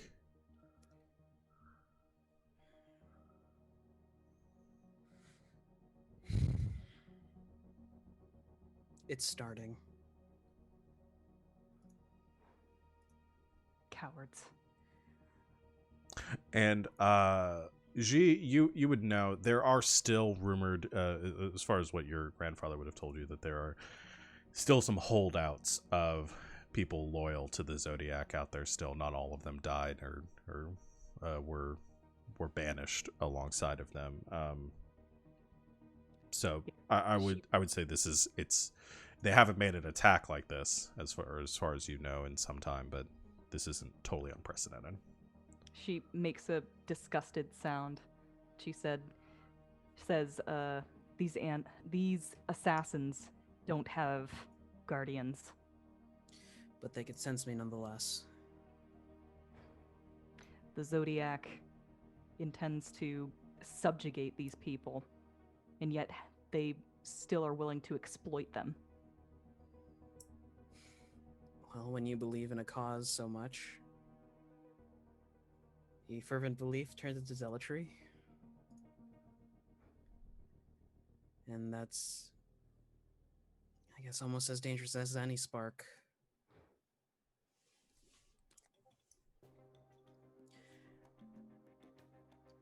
You need to reconvene with our family. You need to warn the other families that these attacks are happening.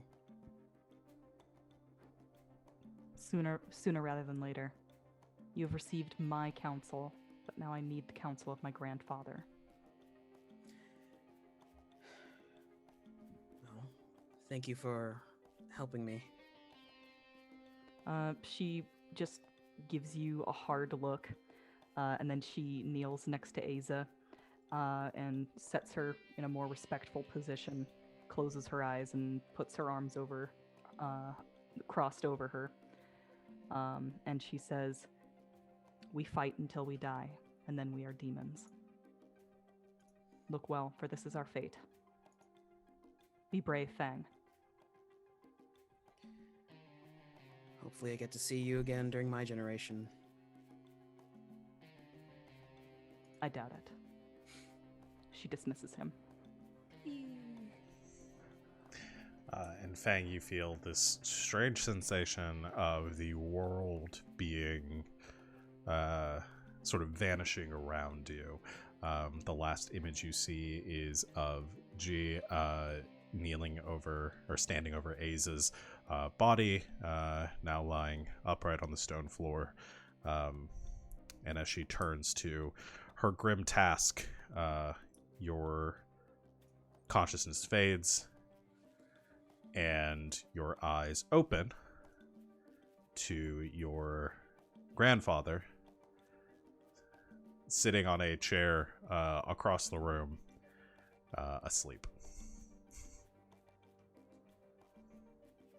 Gingerly sits up. I like to think that just to keep him like alive, his grandpa just like acupuncture needled into Fang, just like the chakra points. Yeah. He's like, oh, grandpa, grandpa. He kind of stirs for a second. Goes, oh, you're up. Yup. Oh, don't no, hold on. And he staggers. Cracks his back, heads over. Hold on a second. Don't move. Stop squirming, you baby. And starts pulling the needles. Well, that didn't work. I've got a wild story for you, and this is going to require copious amounts of bourbon. Turns back towards the chair next to it, reaches down to something you can't see, stands back up, pulling up a half-drunk bottle of bourbon. Hey now, what did the doctor say about that? It was mostly, and there was a lot of it missing when I started. Here, hands it to you. Take a large swig and then start explaining the situation to his grandpa. Okay. We'll assume roughly around the time you're concluding that story, the doorbell downstairs, the bell above the shop door rings as you can hear some wheels clacking across the wooden floor of the shop, and some scuffling from Penny as the two of them come around the corner. We have laid, like, we threw his arms over Vivi's shoulders, so they're like this, and then, like, Penny grabbed his feet, and they're just trying to... just scoots along like we have made a human wheelbarrow. Yes. We tipped the cab driver well, and just basically... He's really drunk, so we just need to take him home. Yeah, he gets real nervous on airplanes. So he kind of self-medicates, Takes the money from you. Yeah. Okay, we're good. Okay, good night. So the two of you come wheeling around the corner. Feng, you see this. Penny and Vivi, you see Feng lying on the shirtless on the bed, has a few small little the pricks across his shoulders and chest where the acupuncture needles have just been pulled from. And there's a heavy like incense smell in the air. What the fuck? Feng! Vivi just drops Keanu on the ground head first. Boosh! Cool. Why did you need to have your shirt off if you were unconscious? Penny, have you ever read of peyote drug trips? What did you do? Peyote. What is this? She's like looking through all of your ingredients like, is this arsenic? This is arsenic! Technically, it's real gar. It doesn't turn into arsenic until it's broken down through a chemical process. But yes, it's still considered arsenic. If you wanted to be unconscious, we could have just made you unconscious. That's how we made him unconscious. Do we use this ask rack? how you guys know how to do that. I looked it up. You are on so many watch lists, miss. What is he doing back? I don't know. You tell me. You're the one who got rid of him, or, threw him into the mirage. Which you do, evidently. Thanks for telling us. I thought I did tell you we do this. There was a whole kerfuffle about Penny saying, is that what's gonna happen if we're turned into the bad people? I think that might have just been with Penny. Ah. Penny knew. I did. But I didn't know he could come back. It looks like he's been, in the desert for a really long time. Is he Sandy? No, he's just blistery. No, his name is Keanu. And I quit. So he probably found another door somewhere that let him off. Well, somewhere that he had to take an airplane to get back here. Maybe it's on him. Start looking around for a ticket stub or something where he came from. Dubai. Ooh, good point. Oh yeah. You pull out his backpack. There's a half-drunk water bottle, a spare change of clothes, and a plane ticket from Johannesburg. Yes. South Africa? Doors do pop up anywhere. We got really lucky that the door that we went into was still in Miami, didn't we? Yeah. That could have been really bad. What if we had ended up in Johannesburg? I already asked my mom if she would buy me a plane ticket to go to Egypt, and she said we didn't have the money right now. So what if she had to get me a plane ticket from Johannesburg? Looks over to Grandpa. I'm not going to pay for it. Would we have to stay in Johannesburg and earn enough money in Johannesburg to get back to Miami? That would be such a different campaign. I correct me if I'm wrong. I've been a little bit splifficated tonight. The real problem is the fact that Keanu is back. What are we gonna do with him? First for me. Feng sits up, stands up, goes behind the couch, pulls out the fuzzy pink handcuffs, walks over to Keanu, and then cuffs his hands. Oh, that's the wrong pair. Hold on. No, I'm just Oh. no, he gets. It does Grandpa. not happen. Grandma is allowed to have a social life, okay? Yeah. Like, give the man a break. He doesn't sit on that couch all the time. Grandma's been gone for a while now. He needs to get out every now and then. Buddy. If you find someone who makes you happy, I will support you, Grandpa.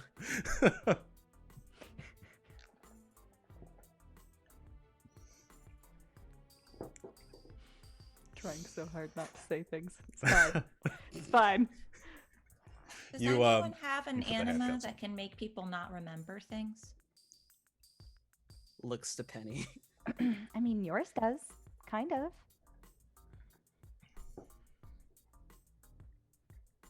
Probably doesn't go that far back, though, does it? No. I think just something that just happened. How far back exactly can your anima go? Pop Omega out. It's How not me. far back can you go? Like 13 seconds, right? Yeah, I don't think we give it like it's a short amount of time. There's a spectral hand that comes out of Omega and makes like a teeny tiny sign. Not too far. Right, that makes sense.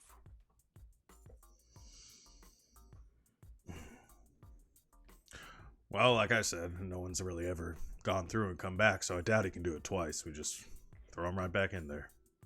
What? Easy peasy. What? Does he end up in the same spot that he was in last time?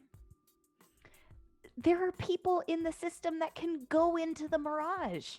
They're going to be looking for him.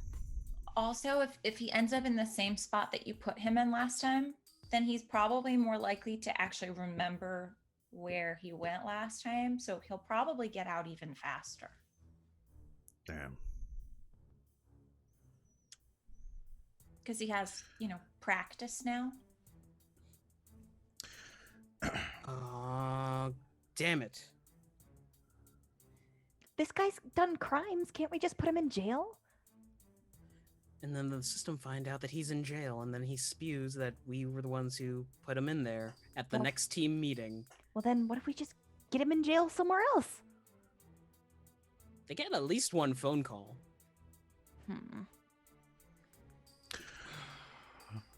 I'll go plug up the bathtub and get the lie. What? No, Grandpa, we still have that music case. Right. Can we give him to the government people? True. Do They can probably put him in, like, what do they call it in spy novels? Like a super jail. black site? Like super jail. Like a I- super jail. Hold on. And then they Feng- will have to give him a phone call, right? Yeah. Feng is gonna go over to their phone and call L. Okay. You you grab the phone, you pull out the card, dial it, goes through the operator. Again, you ask for L. You get patched through another couple of services, a lot of beeping. About 5 minutes later, the phone picks up. Do you know what time it is? We got one. You got... One of Constantine's crew. Oh. Great. Do You body have or... some sort of alive. Oh, okay. Do you have some sort of anima black site that you can house him in? It's too risky to keep him here. Maybe do your thing and interrogate him a bit. I can't confirm or deny that, but Well, if you could you take him off our hands? I can do that. Do they have an anima supermax? Cannot confirm or deny. So that's That a means yes. yes. Super jail? How did she know the name of it? Vivi's like moving back and forth in the background, like dragging out the footlocker and then jamming him back in there, just like limbs everywhere, like Muppet limbs. I This poor suggest guy. bringing a few people. The trunk is heavy. But loading docks of the North Star in Miami. All right. Be there in 20. Click. Has to squeeze the trunk shut. Feng His lifts elbow the trunk. doesn't bend that way. Wait a second. Yeah. Fang's gonna lift the trunk lid and then move his fingers into the trunk Oh. and then close it. Vivi was sitting on it. God, you guys are so mean to this man. She was trying to make sure that his elbow didn't bend the wrong way. She was Yeah. helping. Something, you're not sure if it's the case or what. Something pops when you close it, but Oof. Gross. Mm-mm. All right. Fang's sitting on the trunk and he turns to Penny and Vivi. Does he still have his shirt off? Yeah. Okay, Penny's not making eye contact. Vivi is staring. So, I did a dumb, which is also a ritual. Looking away, takes a picture. I found out some things about my family. Hey, Grandpa, did you know that the original method to get the black tortoise, or, well, yeah, to get the black tortoise was to hammer a golden spike into your chest? That sounds really painful. no. Yeah. Now we just use incense and arsenic, but, you know, It's not arsenic. not a girl. Spike sounds like it'd be cheaper. Just like a rot, like Made out of gold? golden. Well, you said made out of gold? Yeah. Hmm. I figure it's getting into that near-death state that allows the spirit to transfer over. But anyway, I mean, I've- if you reuse the gold stake every time, then, you know. Weren't there Over- 3 different types of metal? What color is your pyramid? gold, right? The one that you have is, It was either gold or silver. I think, I think it silver. was silver. I Yours might think be yours is silver. silver. Gold sounds like a Constantine thing to me. I was about to say, yeah. Oh, I by wrote the it way, down. Constantine's first anima ability is to he's a living lie detector. Oh my god, that's terrible. Yeah. Great thing I've been saying half truths this entire time. I told him my name is Helen. Wow. I didn't lie to him. I think I've Second. done nothing but lie. Second, Person? the association that first betrayed the Black Zodiac, as we've come to call it, backstabbed Constantine's family by killing the original anima user's brother.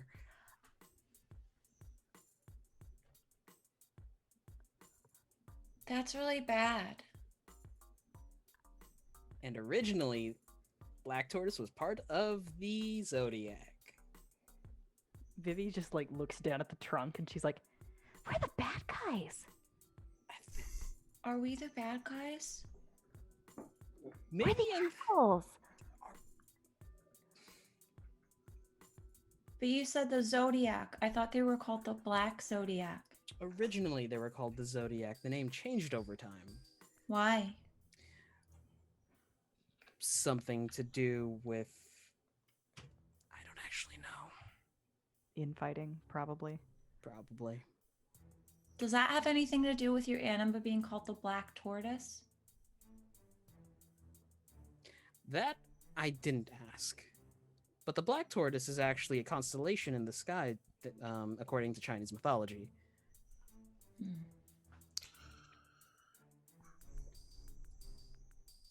Sorry, I'm still stuck on the thing that, on the fact that we're the bad guys. Hold on, I need a ginger ale. Well, I wouldn't get too hung up on. I mean, we're not the bad guys. We still doing the right thing, protecting people.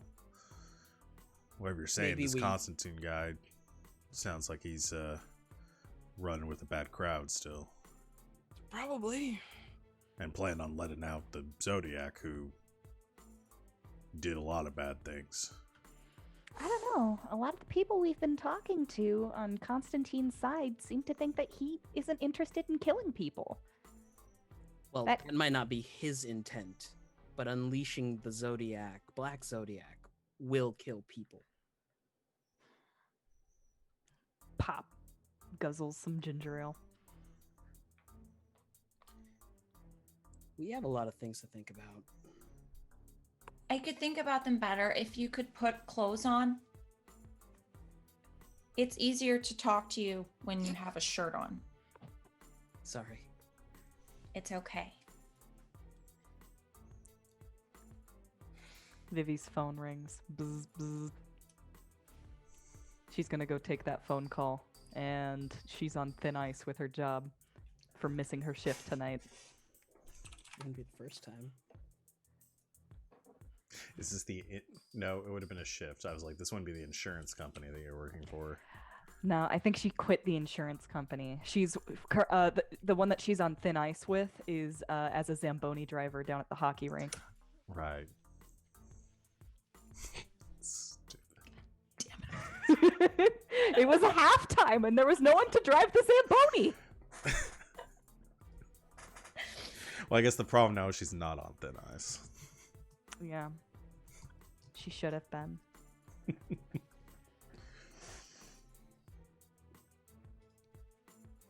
There's some other stuff too. I became an anima. Well, he did say that he did peyote.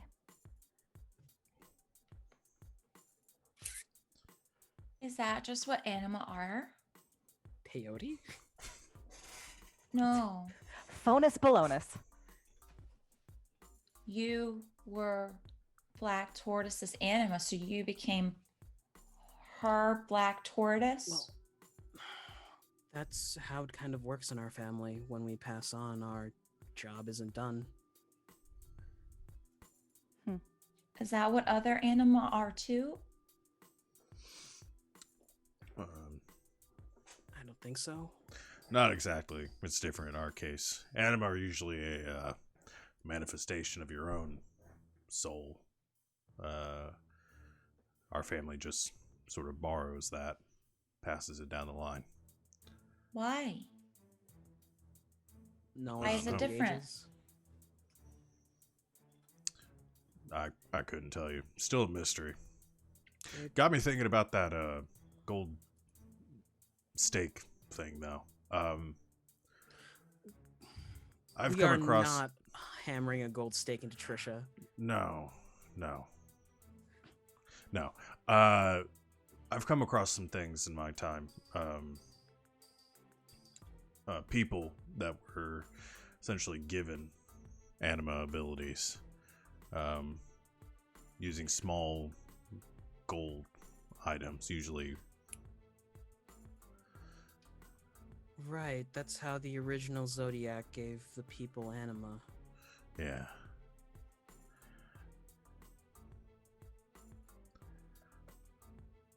So was your family not part of the original Zodiac then? They were given power? Given... Yes, if I remember correctly. You did, when you did your research, they were members of the Zodiac. They were like not the 12, but they were Like in an echelon sort bestowed of thing. power, by the Zodiac and functioned as their lackeys. Is that the only way to get an anima? No, sometimes it awakens from, well, a Latin state in the case of you, Penny, you, Vivi, and Piper. Yeah, but where did they come from to begin with? So Omega is me? Am I all bees inside? Mm-hmm. Is that why I always, I'm a black hole. is that why I always feel like I'm buzzing? No, that's No, because you that's the don't fucking caffeine. sleep. She just looks at Fang, and as he's saying you don't fucking sleep, it like fades out and just goes. What? Still, if you come across anything like that, you should probably be careful. Bring it back here to the shop. We've had to destroy a few things like that. I didn't know it went back that far, but yeah. Second generation. For us, anyway. So when the anima gave people power, did they just give them power, or did they have power from these things that they put into people and gave them power? I don't understand. It's a different case for our family.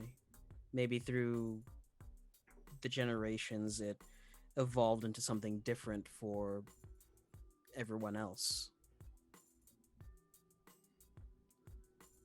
But for the people who were the guardians, the people who were in the Zodiac, initially it was gifted to us. But the original 12, how did they do it? How did they give power? Like Grandpa said, through specific items. But how did they put that in the items? Did they put it in the items? Did they have the items? That's still unknown to us.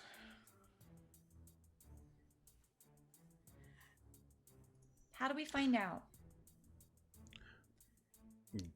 Probably have to ask somebody that was there. Like the Zodiac. That's kind of the point of stopping them, right? Listen, But I there's wanna some things know. that aren't. There's some things that aren't worth knowing. But if we could know how they gave power, then we would know what anima really are. Well, we don't really have to know what they are to do our job. Is there a way to take anima away from people?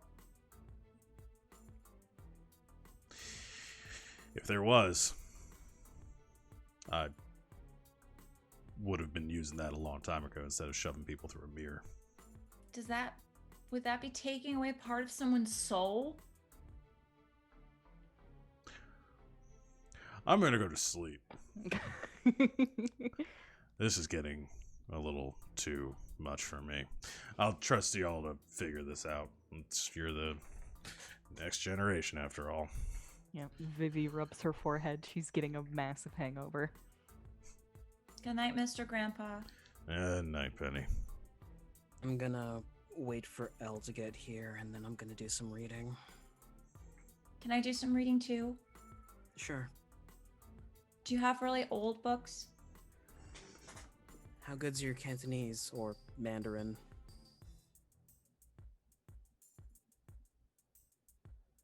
Do you have a dictionary? Probably goes to a shelf and pulls out a English too. Okay.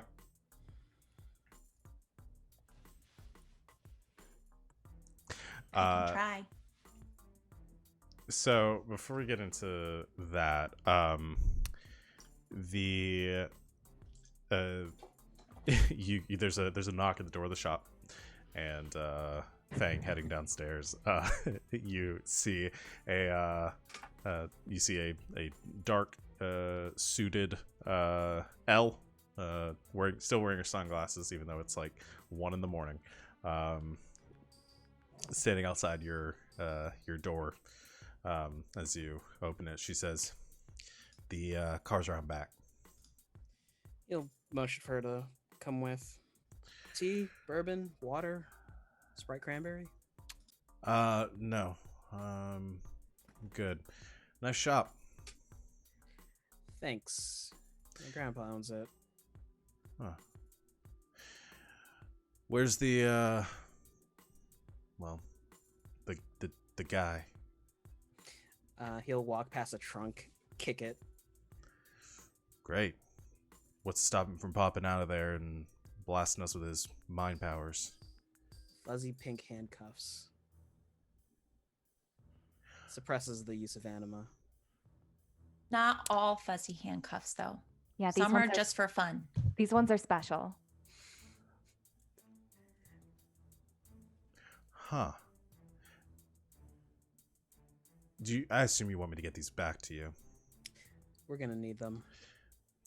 We're probably going to analyze them before we do, just for transparency. If you can fabricate another pair, that'd be wonderful. That's up to the people at the lab. All right, I'll she looks at the truck. She says, "I'm gonna get someone else to get in here and grab this." Good work. Do you know anything about who this is? His name's Keanu. His anima is Mercury, Keanu? Yeah. not Reeves. No. Wait, I know he's not an Speed anime was really user, is good. he? That would And explain. that Matrix movie was really good too. She says, "No. We have. He's one of the ones we were looking for." Okay. Yeah. I'll get them in here. Good work. Just be warned, his anima increases the velocity of objects. So I wouldn't take off the handcuffs until he's absolutely secured. Got it. Also, he's a jerk. Got it. Good work. You got any other information on Constantine or? Ooh, boy. Nothing pertinent at the moment. All right. Just let me know when you got the next. Got something for me to act on.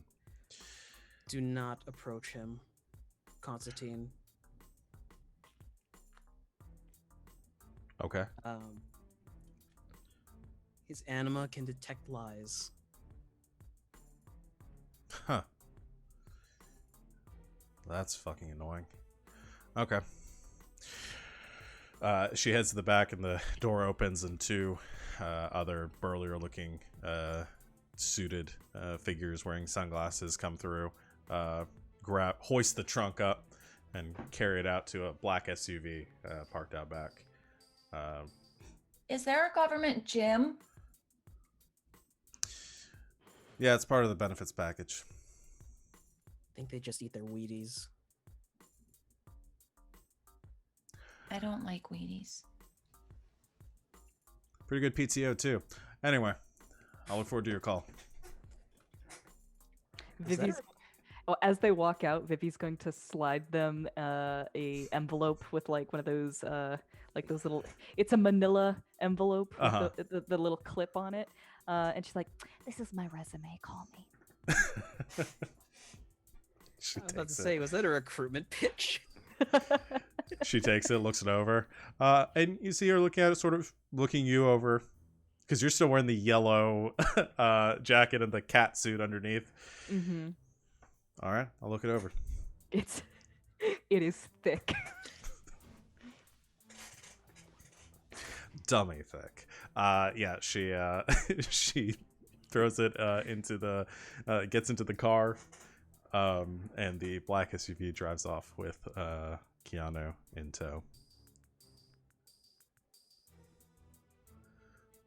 Feng, you looked like you were gonna say something. Nope. Had a thought, but head empty. That thought gone. When you get back inside, Penny, your cell phone starts ringing. Yes. Is it a number she recognizes? Yes, it is Piper.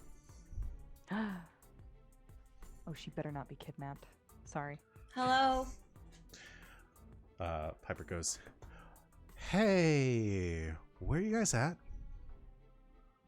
We're at Feng's. Why? Great. So I'm with Sally still. She says hi, and you hear a voice and like, "Hey." Hi, Sally. Yeah, we're in. We're heading over to the museum. Why? It's 1 o'clock in the morning. Yeah. So Johan called. Apparently, I guess Keanu didn't show up, and now they're looking for him, and they're calling an emergency meeting, and I really think y'all should be there. Okay. Yeah. Great. I'll see you there as soon as possible. Okay. Bye. Bye. And the phone hangs up.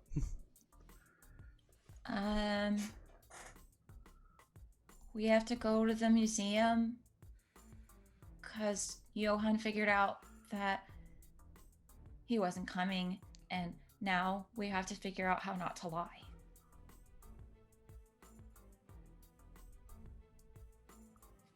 Let's just hopefully not say anything At all? at all. What if Mr. Constantine asks us a direct question?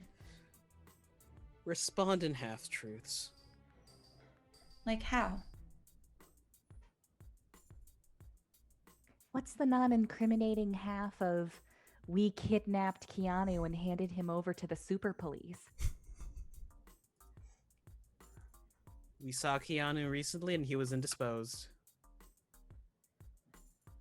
That seems Okay. like it's gonna prompt a few more questions.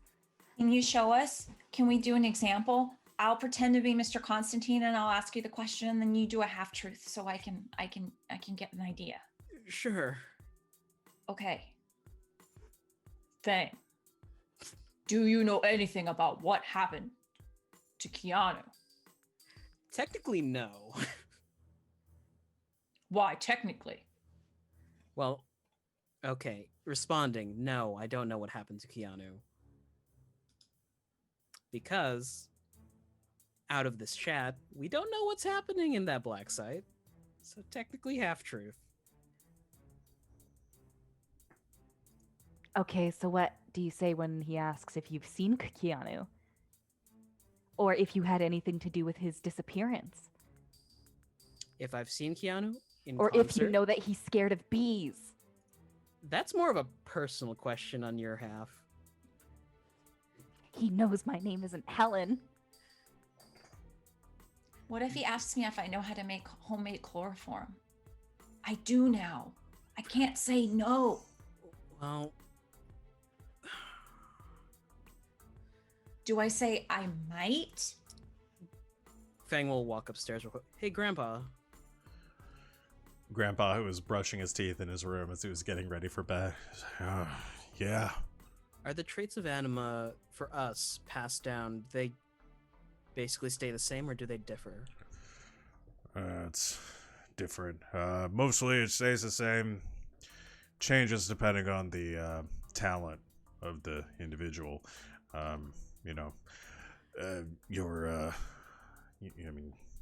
You're a bit of a slow learner, so it's taking you a bit to understand everything that Black Tortoise has, which is fine. We've talked about that. It's okay. Some people do it a bit faster. I'm a late bloomer, Grandpa.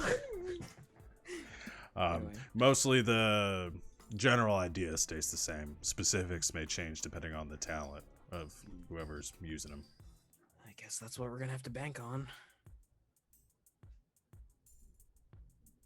Good night. Good night. Closes the door. Grandpa says that the specifics of the anima stay relatively the same, but depending on the person, it'll change. Let's bank on it being slightly different for him. Maybe. Mr. Constantine is a very, very successful business person. That would make a lot of sense that he knows when people are lying to him. Well, let's hope that being the new people on the team, we don't know as much as the others do. If we don't show, it's going to be even more suspicious on us. Okay. So we're just gonna have to cross our fingers and hope he doesn't already know? Should I bring my chloroform? I think you should keep that here. But what if something happens? In a room full of anime users, I don't think well, you'd knock one out. One could make all the difference. think it'd also look pretty incriminating if they find it on you. Okay. Takes out bottles of chemicals in the rag. And... Does this smell like chloroform to you? Best line. Okay. You get your chloroform ready. And all of you load into the taxi heading to the museum. You arrive there a little bit later. It's pushing like 2 a.m. at this point. Vivi's in full hangover. And you enter this the planetarium. Same as before, Sally lets you in. She has sort of a grim expression, and you all enter the planetarium one at a time, where everyone is currently waiting, or everyone that you have met. Johann stands near at the center of the room, near the podium where Constantine is standing behind. Everyone looks a little tired. Constantine is not in his like full business suit as before. He's got more of a what's on, like a fleece jacket and a Black turtleneck. Pair of yes, joggers. The turtleneck. Love Yeah. And the everyone else is looking pretty exhausted right now. A couple people looking hungover. Claudia, who stayed at the club after you, Vivi, is like slumped over in a chair. She has like her hoodie pulled up, and you can hear her snoring. Vivi's gonna go sit down next to her and pull a warm ginger ale out of her puffy jacket and just place it down in front of her. Oh. Hey, and she takes the ginger ale. Thank you. A bit like struggles with the cap for a little bit and finally opens it up. She'll reach over and snap it. Yeah. Finally, when everyone is assembled, Johann and Constantine have been having a conversation. Oh, Piper is also in the room. Sitting next, and Sally is sitting next to her. Piper wears a kind of a confident and slightly tired but pleasant expression. But you guys can tell because you know her well enough. She definitely looks she gives you kind of a nervous glance, not really knowing anything of what's happened here tonight.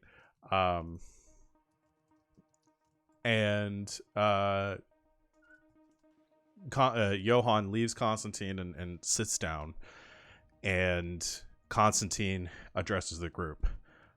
He looks calm but focused, and he says, "Thank you, everyone, for assembling.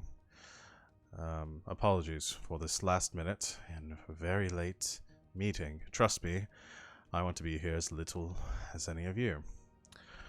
Long and the short of it, because I believe most of you are apprised of the situation, we've been looking for Keanu for some time now, and finally received a call from him earlier today, advising that he would be arriving in the Miami International Airport. Apparently, had a long stint in the Mirage. The details, as he gave them to us, were scarce. He was muttering a lot of gibberish, seemed very dazed by the experience. We have some details, but, well, all we know for certain is that he was not picked up at the airport and seems to have gone missing again, and that the only people that were aware that he was going to be arriving were in this room. Now, I'm a fairly trusting individual, you all know this. I request loyalty from all of you, but I do expect that same loyalty to follow. Now, I don't know what motive anyone would have here to act against us in this way, but I have to be certain. So I hope you don't find it a validate or a violation of our trust if I make sure that no one here had anything to do with this. Any objections?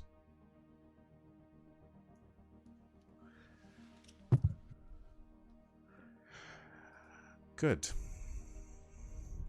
And you see this blinding light, which probably really bothers Claudia and Vivi, as Sol Invictus materializes behind Constantine and casts a warm sunlight over everyone in the room. And Constantine, from sort of haloed by this light, this one dark shadow amidst it, says, "So I'm going to ask all of you a single question. One at a time. And hopefully we'll all be out of here very soon." And he walks over to Johann and looks at him and says,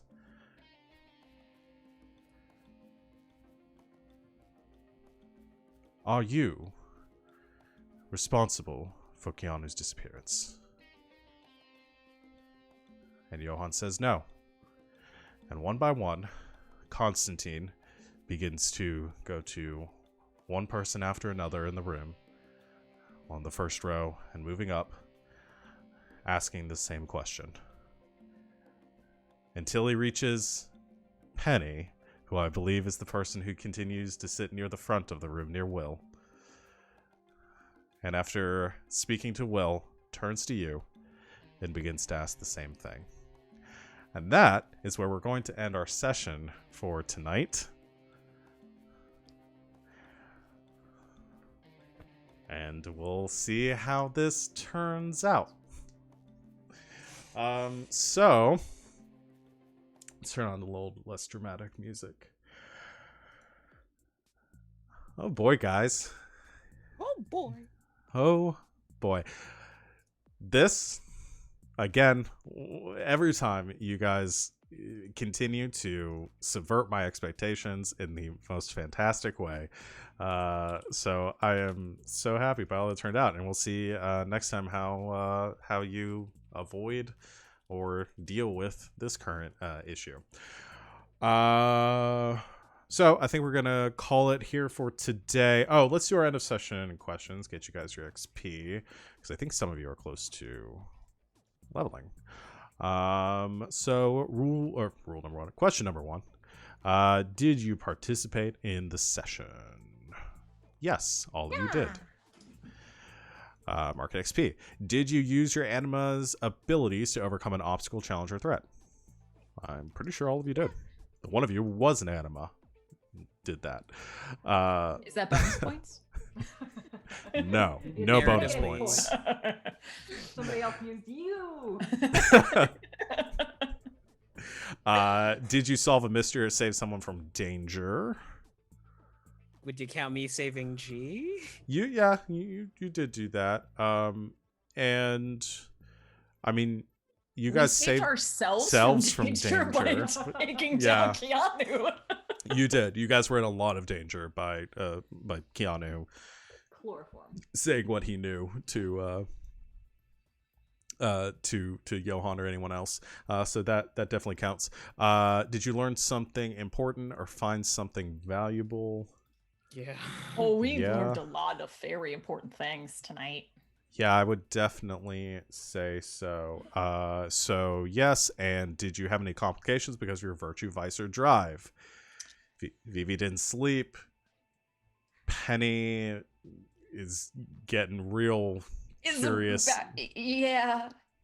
I think I made Grandpa very upset. Penny's leading down a dark path of trying to the curiosity to kill the cat. Yeah. Feng, did you also. Well, being I don't know reckless what- got me into that whole anima situation. Yeah, that is true. You had a lot of complications. Okay, great. I think all of you guys got about 5 XP then. Yeah, that's Did everyone hit the next level? Yeah. 4. Level 4. Level 4. All right. So if you did, then you will gain your next anima ability, which we will work out between now and our next session. So just think about that. I know some of you guys have had some ideas and we're kind of spitballing around, so we can talk about them in the next 2 weeks and work this out, because I'm sure those abilities will be invaluable in this coming issue with this coming complication. So maybe something will develop that you guys can use, because your guys' abilities can continue to improve based on the stresses that you encounter and the difficulties that you overcome. So what is this but not the most stressful situation you've been in so far? Does any of you have anything you want to plug or promote before we sign off for today? Oh, hey, by the by, I'm guest starring over at the Indoor Adventure this Sunday night in their Rime of the Frost Maiden game. I'm playing a very dumb boy named Box of Rocks. Are you serious? We call him Rocky. His name's Rocky. Your name is Boxer Rocks. Box of Rocks. And he's really, really friendly. Hi. I love All it right. so much. Come hang out with us on, if you don't have anywhere to be on New Year's Eve, because you shouldn't, because you should stay inside and be safe, you can hang out with us at Elegant Magics here on GGK, 8 o'clock Eastern. We will be devising a drinking and or imbibing game of some kind, and we will be counting down. I think we're going to count down the new year until at least the Eastern New Year. Yes? Yeah, so I think we're going to play for an Okay. extra hour and play until midnight. That's the plan. So we're all going to be hyped up on caffeine and alcohol. So I wonder how yay. long is it going to take to get an absinthe decanter and some absinthe to my house. My God. Oh boy. At least come check that part out, friends. Come on down. I'll have it like in Right. frame the entire time. Oh God. Danae, anything? Hey everybody, I'm Danae Keener. You can find me at DanaeKeener.com, as I mentioned at the beginning of our show. But you can also find me tomorrow in the Indoor Adventure stream running Icewind Dale for that dumb boy Box of Rocks. We'll see how that turns out. DanaeKeener.com. I think Wonderful. Monday is our holiday episode. Episode 2, yeah. For Keeps over in Indoor. So Oh, sweet. if you want to see the mythical Santor, I have to remember whether or not Corey believes in him. That's kind of It's, an ongoing subplot. So think top half buff Santa, bottom half horse. Yeah, It's a Santa centaur. the mythical Santor. Santor. I love I do it. believe in Santor. I do. I do believe in Santor. Excellent. And we've got our next stream after this one, or next planned stream after this one, is tomorrow, Sunday, 4 o'clock Eastern Time. We're going to be playing Slang 101, which is our Monster of the Week game. Savannah runs it, so if assuming that she feels better, which I hope she does. So we'll be back for that and other things throughout the week. I'll be streaming more Watch Dogs, definitely, and Savannah was already in there laying in bed with her suit playing Ace Attorney, so I think she's getting ready to initiate me into this game, because she's been playing a lot of it, and I've never played an Ace Attorney game despite having gone to law school. So that's going to be a fun perspective for me to play these games from. So yeah, join us for all of that. Thank you everyone for watching. We will see everyone in 2 weeks for our next session of Saturday Night Star Power. And until next time, everyone, good game and good night, Internet.